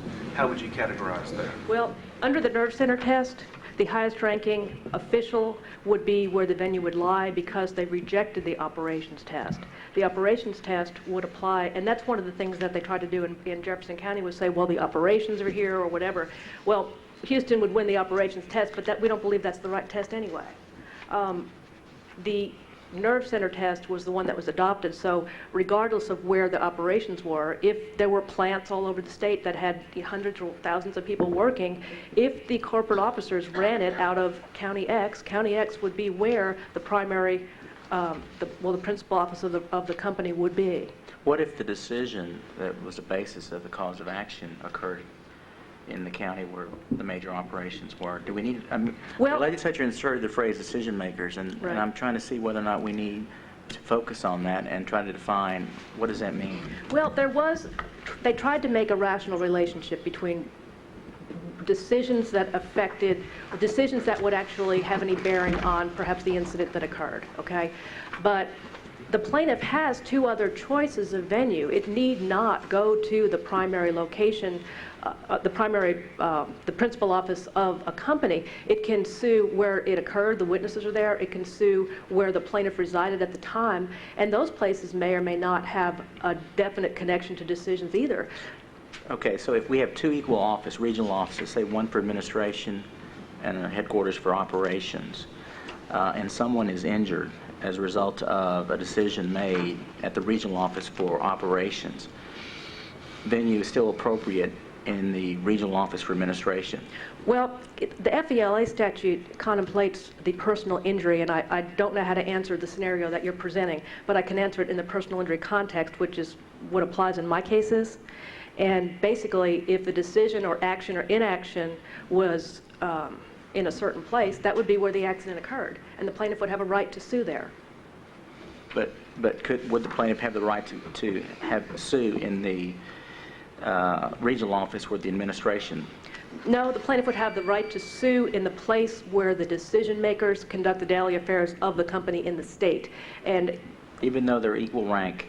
If they're equal rank, they could sue Vice President of Administration, Vice President of Operations? Then either place. Then either place. So it doesn't matter that there were no decisions made at the regional office of administration? No, it doesn't matter. It doesn't matter. Under the statute and under the scenario of the legislative history, they can sue in either place. But that is not the scenario of the Union Pacific Railroad. And the scenario of the Union Pacific Railroad is that Harris County is the place where all of the management focus lies. So even if the pleadings here had been that the manager in Jefferson County made the decision that caused the accident in Port Allen, Louisiana, it's your position that this statute, when it refers to decision makers for the organization within the state, refers back to the nerve center. That's exactly right, because it's almost like a respondeat superior. The company, the corporation is responsible, and the people that are in charge of the corporation are responsible for the actions of its employees and managers.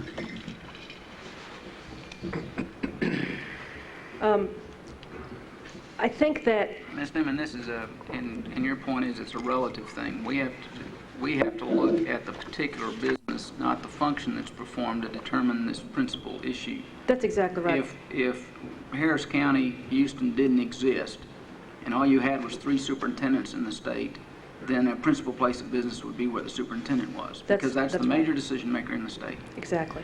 And so if a company does a lot of business in the state and has a lot of operations in the state, but the chief operating officer and the chief executive officer want to go live on a lake in Mount Vernon, and they move there, then that county becomes the county of the principal place of business. If that's where they office, yes. That's where they choose to be. That's where they office, right.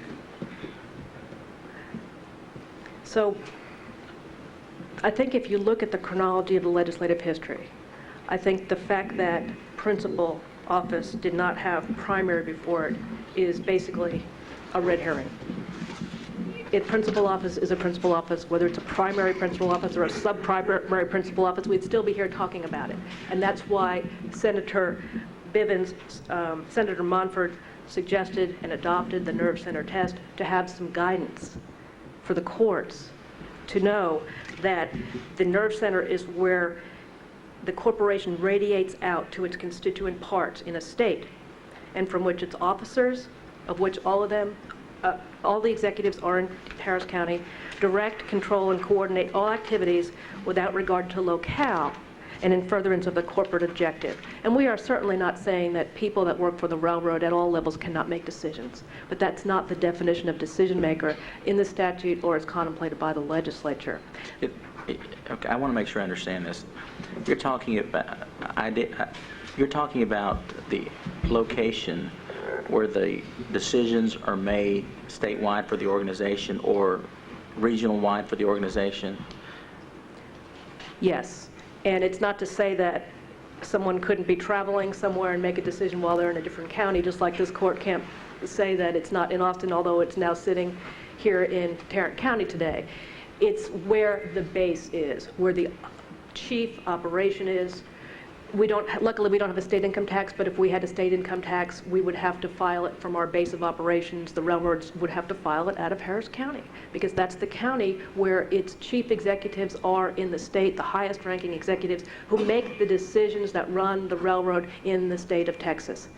There are other people that have management responsibilities that can make decisions in different places. But they're not the types of decisions that permeate out to and encompass the whole state. They're decisions that are based on policy that is actually made in Harris County, Texas, and that originates from its headquarters in Omaha, Nebraska. But it funnels from Omaha to Harris County out to the state. Any other questions? Thank you, counsel. Court is ready to hear argument from respondents. May it please the court, Mr. Darrell Moore and Ms. Lauren Melton will present argument for the respondents. Mr. Moore will open with the first 15 minutes. Thank you. May it please the court, counsel. While the railroad accuses the plaintiffs in this case of blatant forum shopping, it asked the court to expressly adopt what the legislature considered and rejected. What does principal mean in the statute? Principal means a office, and I think it's significant, and it can be more than one office, and it's where the decision Now, what does principal mean?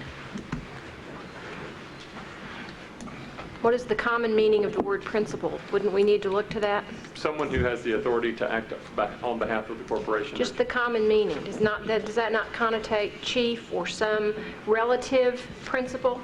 I don't think it, well, I think in traditional, for example, in respondent superior law, it would connotate chief or relative, but as the court knows in the agency or representative context, it's not the tortious type of agency or representative that we're talking about.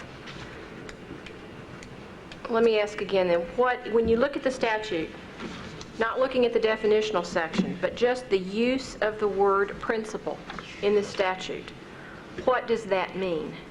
I'm not communicating well with you. I apologize, I don't understand. Why don't you define what you think principal means? Someone who has the discretion from the corporation to act on behalf of the corporation and to exercise their discretion. How many managers are there in the state of Texas for, just pick one of these railroads, whichever one your client is suing?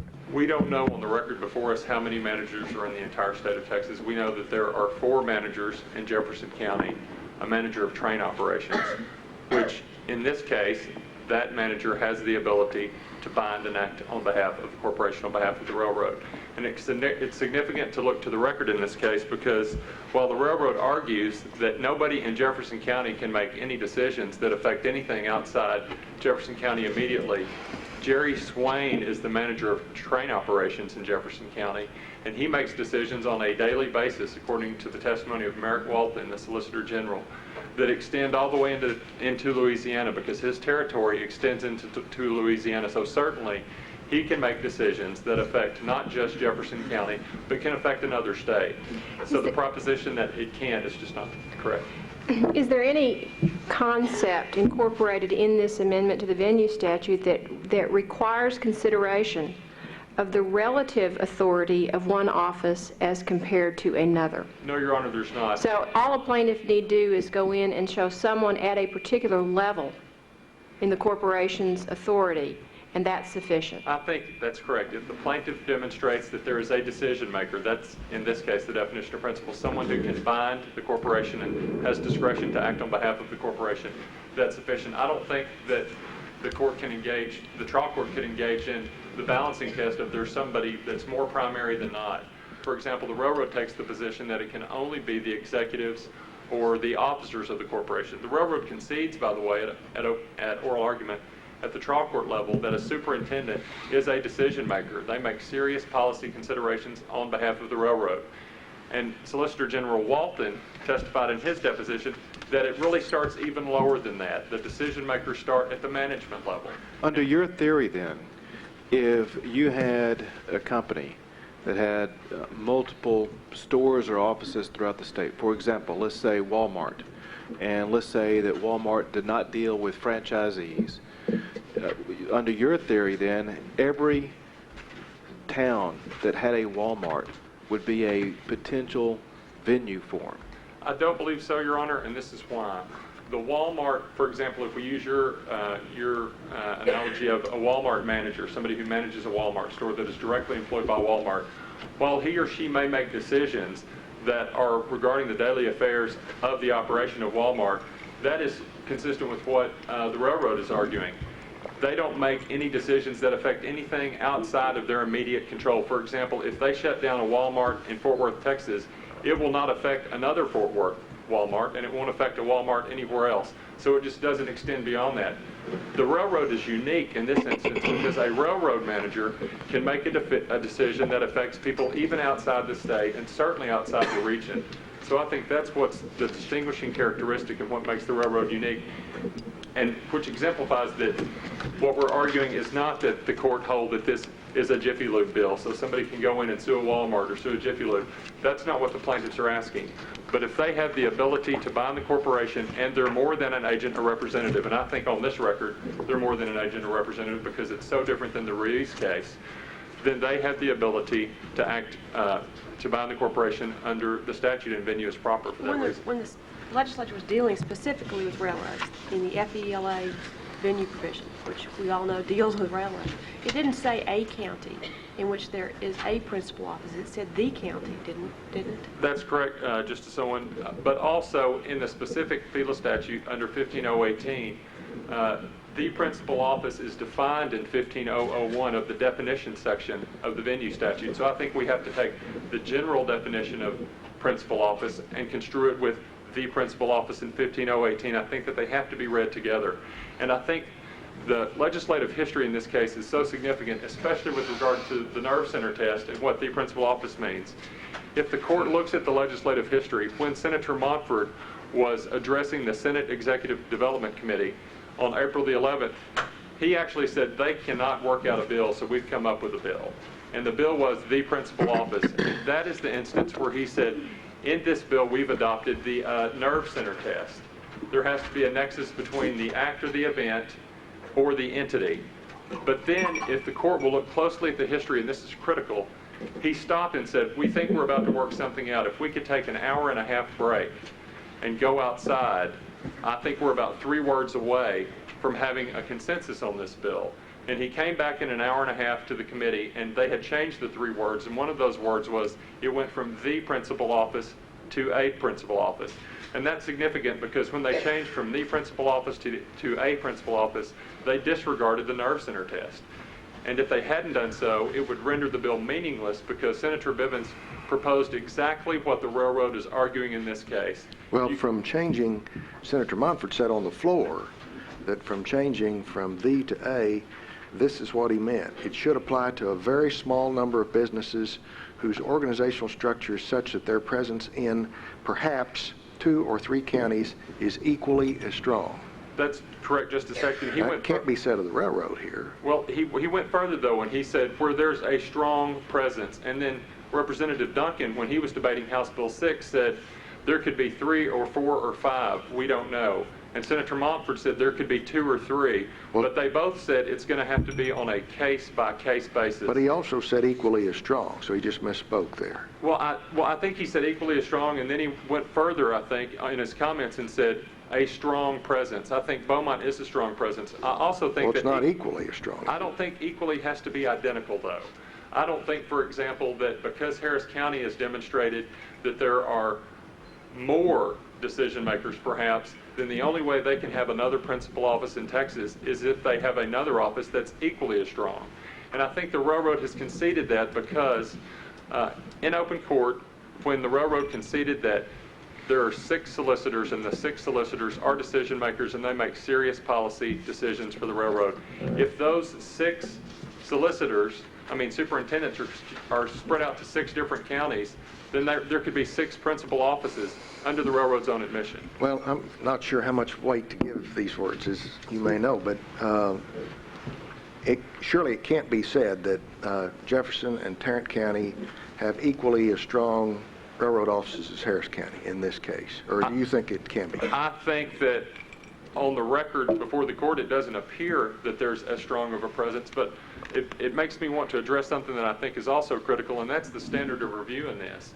And that is the trial court was commended to only consider the plaintiff's undenied venue facts and the prima facie proof. And the undenied venue facts is that in Jefferson County there are managers and management personnel who have the ability to hire and fire and make management decisions. The prima facie evidence by Merrick Walton supports that and says, and I want to take just a second to read from his testimony. It's at page 52. First the manager, then the superintendent, then the general superintendent, and ultimately the general manager would resolve issues relating to problems in moving trains. So if the question is which train to build first, which train to get out of the yard first, those decisions can be affected on a local basis by the decision-making authority of managers, superintendents, etc. And let me understand. Manager in Jefferson County. And let me just understand. Your position is if every other railroad manager in Texas were in Tarrant County, say, but there was one in Jefferson County, if the plaintiff puts on proof of the one in Jefferson County, then that's all he's got to do for venue. I think if the plaintiff puts on proof that there's a manager who has decision-making ability, like Mr. Walton said, that's sufficient for its prima facie proof. Don't you have to look at other jurisdictions? Otherwise, what's the purpose of the word principal? I don't think that the trial court could look, for example, to the Harris County evidence, and this is why. Since it's a venue determination, the trial court was required under Rule 87.3 only to consider the plaintiff's undenied venue allegations and only the plaintiff's proof. Yes, but if the statute requires the plaintiff to prove more through its prima facie proof beyond what is occurring in Jefferson County, so that the trial court, the plaintiff has to show not only what's in Jefferson County, but also relative to what may be occurring in other counties, then there could be a failure of the plaintiff's prima facie proof. If the statute required the plaintiff to go further, that could be true. But the statute requires that the plaintiff adduce prima facie evidence that it's a principal office in which the daily affairs of the railroad are conducted. But in this case, the plaintiff's prima facie proof is limited to what is occurring in Jefferson County. And I think under the... Right? Is that in the Jefferson County cases? I think the plaintiff did not go further and did not have to go further and prove whatever was going on in other counties. As soon as he or she produced prima facie evidence that venue is proper in Jefferson County because there is a decision maker, and Mr. Walton said 4 or 5 times that it's conducting the daily affairs, then that's enough. But compared to the Walmart situation, it's insufficient for someone who conducts the daily affairs of the Walmart in Tarrant County or wherever. It's because that's not conducting the affairs for the organization. And how is the manager in Jefferson County conducting the daily affairs of the organization if you consider the organization to mean the entire company? The way that the manager in Jefferson County that is doing it is different than a Walmart manager would be. On this record, for example, there are 2 trains that originate in Jefferson County and 3 that end up there, and the manager is the person who decides whether the trains go or stay. The manager is affecting decisions. If he makes a decision in Jefferson County, it can affect Southern Pacific's rail line in Louisiana, which is part of his territory, or as far west as El Paso. He is affecting the day-to-day operations of the railroad because it's so unique, because it's transportation. The Walmart parallel is different because a Walmart manager would not affect other Walmart stores by a decision that a Walmart manager made, for example, in Fort Worth. You've said a couple of times that the railroad is unique. Would your view of this statute as applies to the railroad affect other businesses? Can you suggest other businesses it would affect? I think an example that may be sort of similar would be Continental Airlines, or an airline may be sort of similar to the railroad, because a decision that's made, for example, by an air traffic controller in an airport in Houston, Texas, if air traffic controllers were employed by Continental like they are in the railroad context, then that could affect travel not just in Texas, but all over the United States. They could affect cargo, they could affect passengers. It affects more than just the venue where the plaintiff is seeking to file the lawsuit.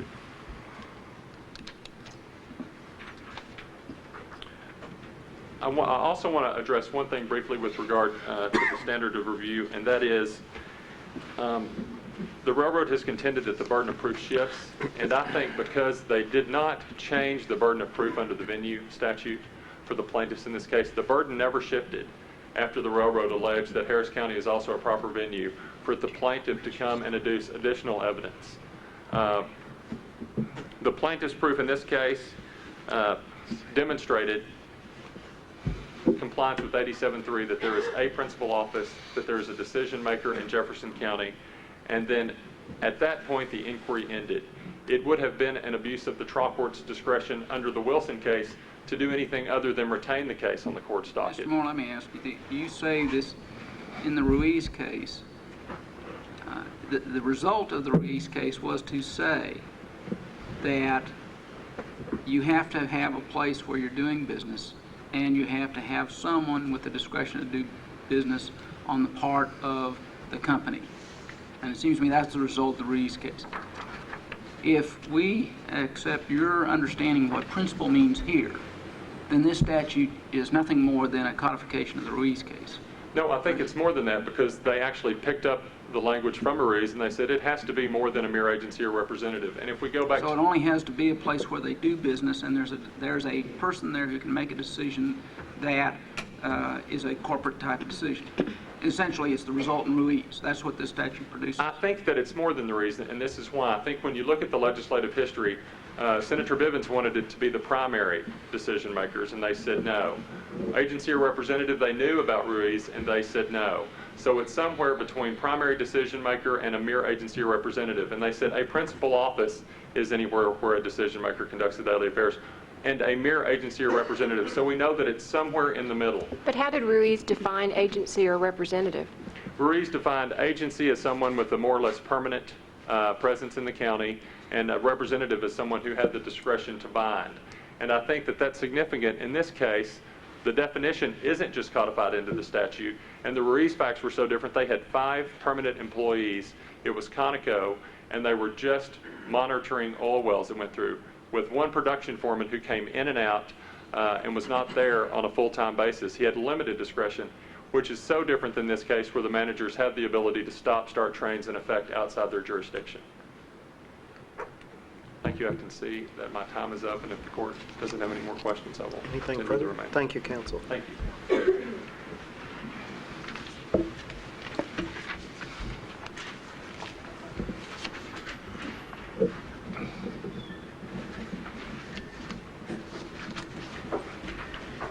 May it please the court. My name is Lauren Melton, and I represent 3 of the plaintiffs that are here before the court today on this venue issue. Misters Smurl, Martin, and Williams. These gentlemen, the facts of their case are slightly different from the cases in Jefferson County. There is a superintendent for the Union Pacific Railroad who is in charge of operations at his level in Tarrant County. All 3 of these cases were filed in Tarrant County, and Judge McCoy maintained venue here in Tarrant County, and the Second Court of Appeals affirmed. How big is the district that that superintendent is responsible for? Chief Justice, I will tell you that because of my studies of legislative intent and my interpretation and belief of what the legislature intended to base venue upon did not have to do necessarily with the size of the operation. I did not focus on the details I would like to be able to give you today, but I will tell you that in my travels and studies of this subject matter, that the Union Pacific testimony has said in various measures of what operation is the biggest, that Tarrant County is second in many cases in size. That would be number of trains originating in Tarrant County, the number of crews originating in being formed here, and to my knowledge, in some respects, it is the second largest presence in terms of operations in the state of Texas. Second to Harris County.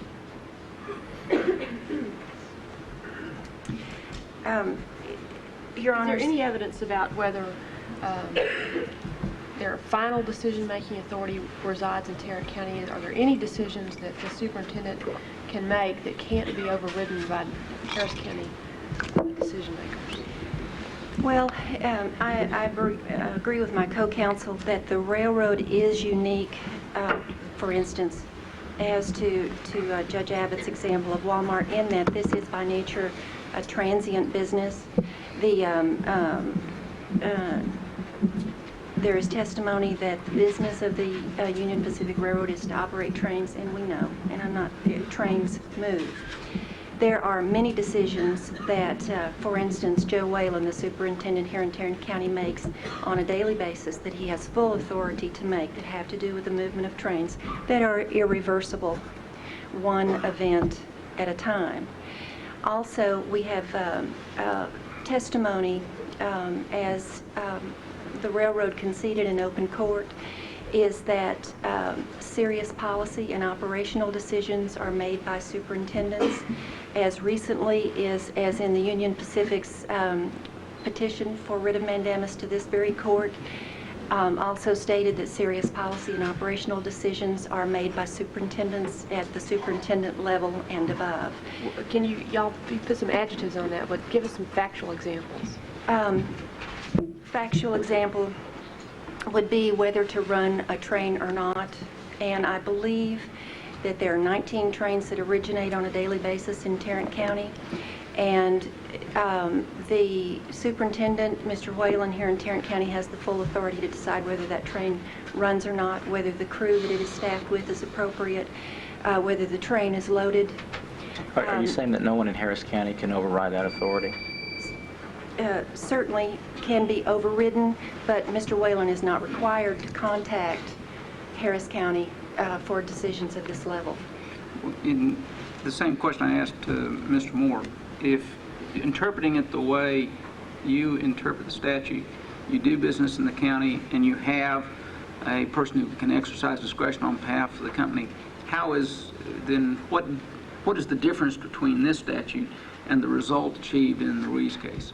I understand your question, Judge Enoch, and I think that the bar has very definitely, and the standard has been very definitely raised, whereas prior to the new venue law effective in September 1st of 95, there were 254 counties in which the railroad could be sued.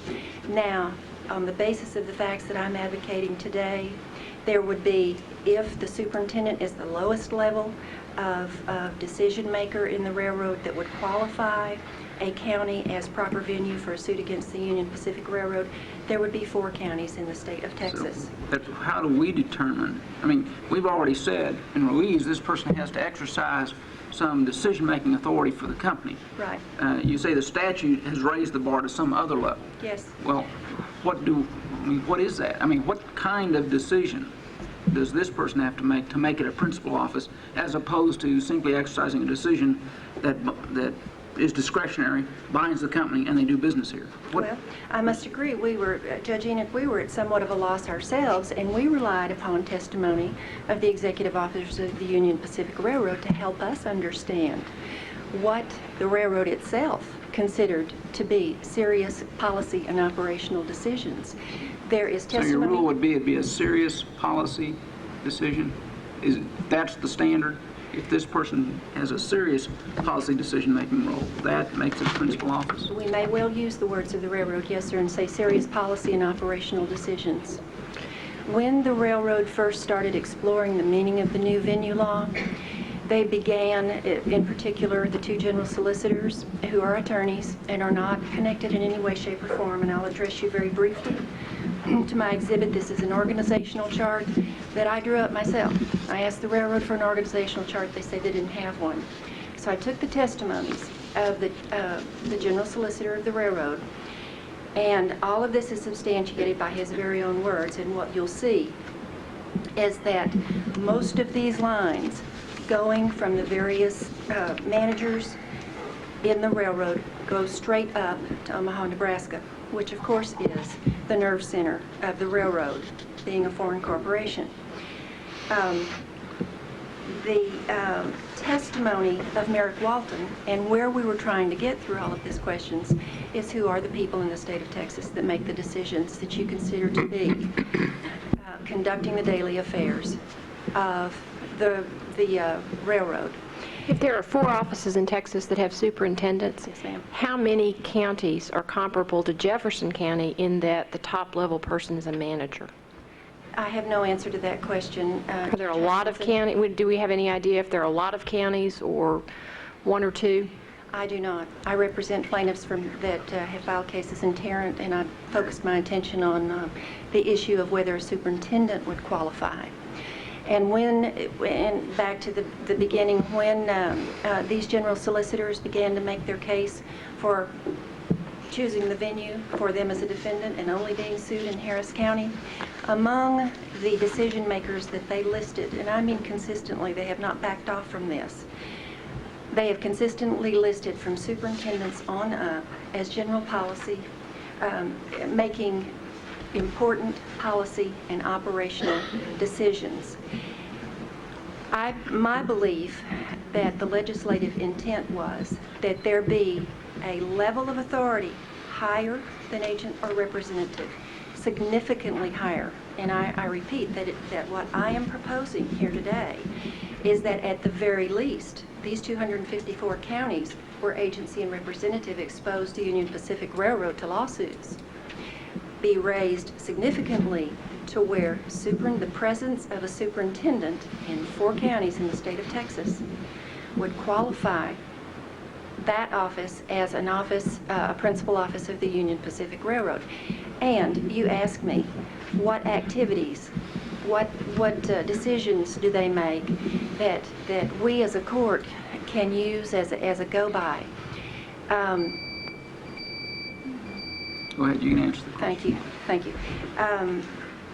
I'm relying on the testimony of the executive officers of the Union Pacific Railroad that superintendents, without further detail, adequately qualify as decision makers. If I understand your viewpoint, then you would say that we should focus on what's the lower common denominator level of a decision maker, as opposed to going to the top and see who has the highest authority to determine whether there's more than one principal office. Is that correct? Yes, Judge Baker, I do. So, and because your case is different than Mr. Moore's, he can't get to the level, at least from these charts that you propose, because, quote, there's only a manager in Jefferson County, but there's superintendents in Tarrant County, which is a difference between your two cases. That is the difference. If I had only had a manager to deal with here in Tarrant County, I would have explored more thoroughly to see if I could get input from the officers and the executives that are in Harris County as to whether managers would qualify as well. We only drew the line because we believe there's a bare statutory minimum of the presence of a superintendent. We do not believe that there's a comparison between Harris and Tarrant County. We do know that they have officers galore. We believe that we qualify on the basis of legislative intent that I've studied thoroughly and the remarks of the authors of the bill. Any other Response, questions? Duncan. Thank you, Counsel. Thank you.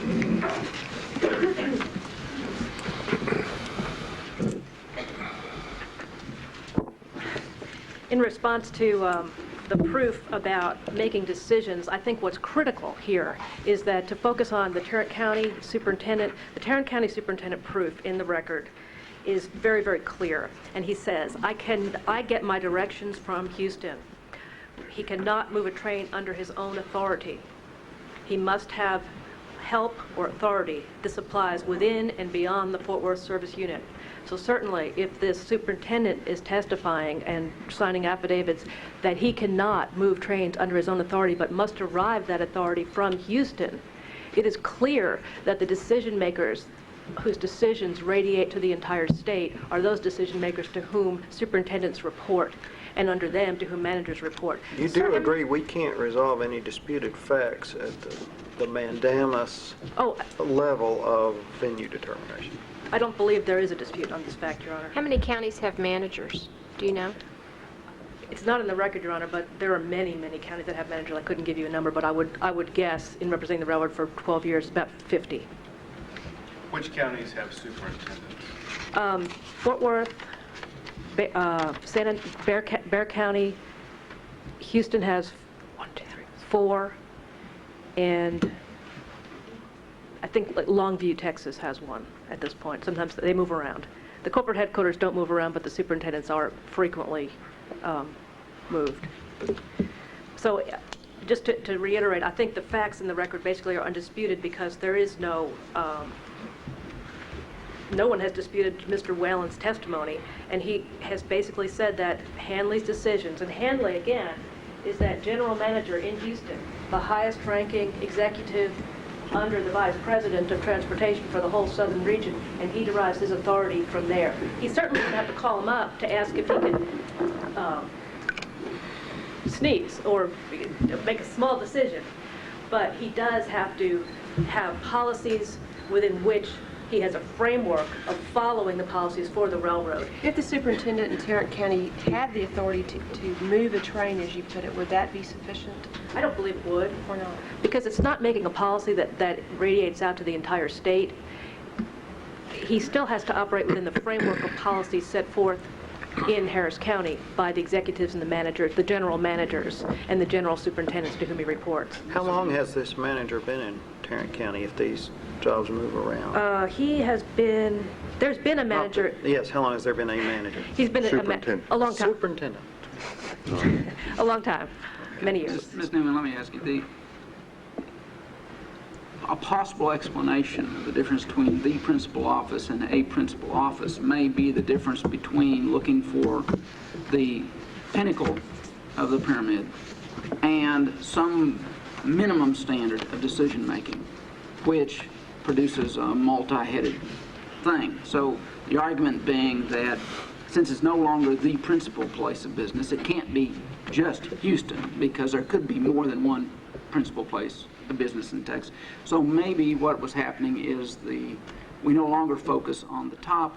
We simply look within the structure to see what the lowest level of management meets a certain threshold, in which case you've got 4 counties in Texas that would be qualified as one of the principal offices in the state. Well, I don't think that was what the legislature intended, and I think when Senator Monfort said on April 19th that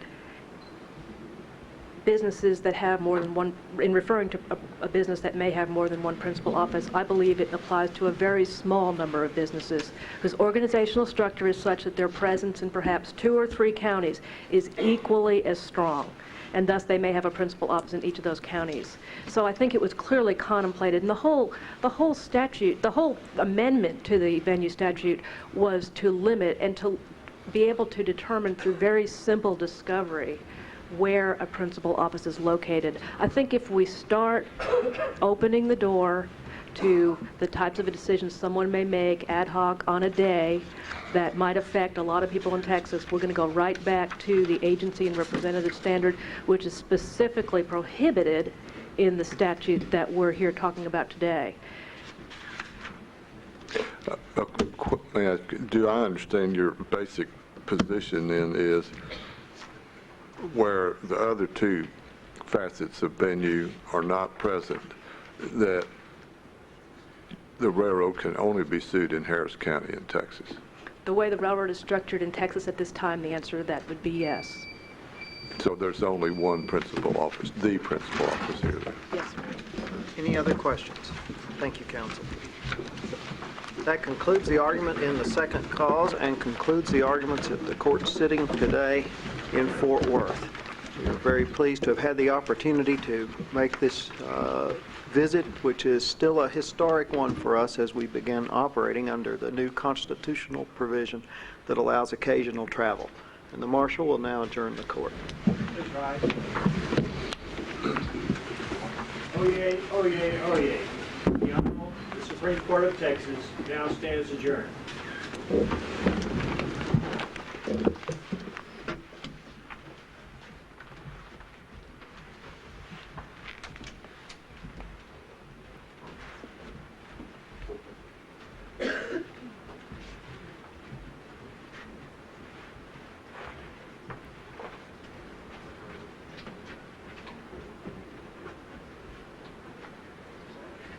Thank you very much for being here today, ladies and gentlemen.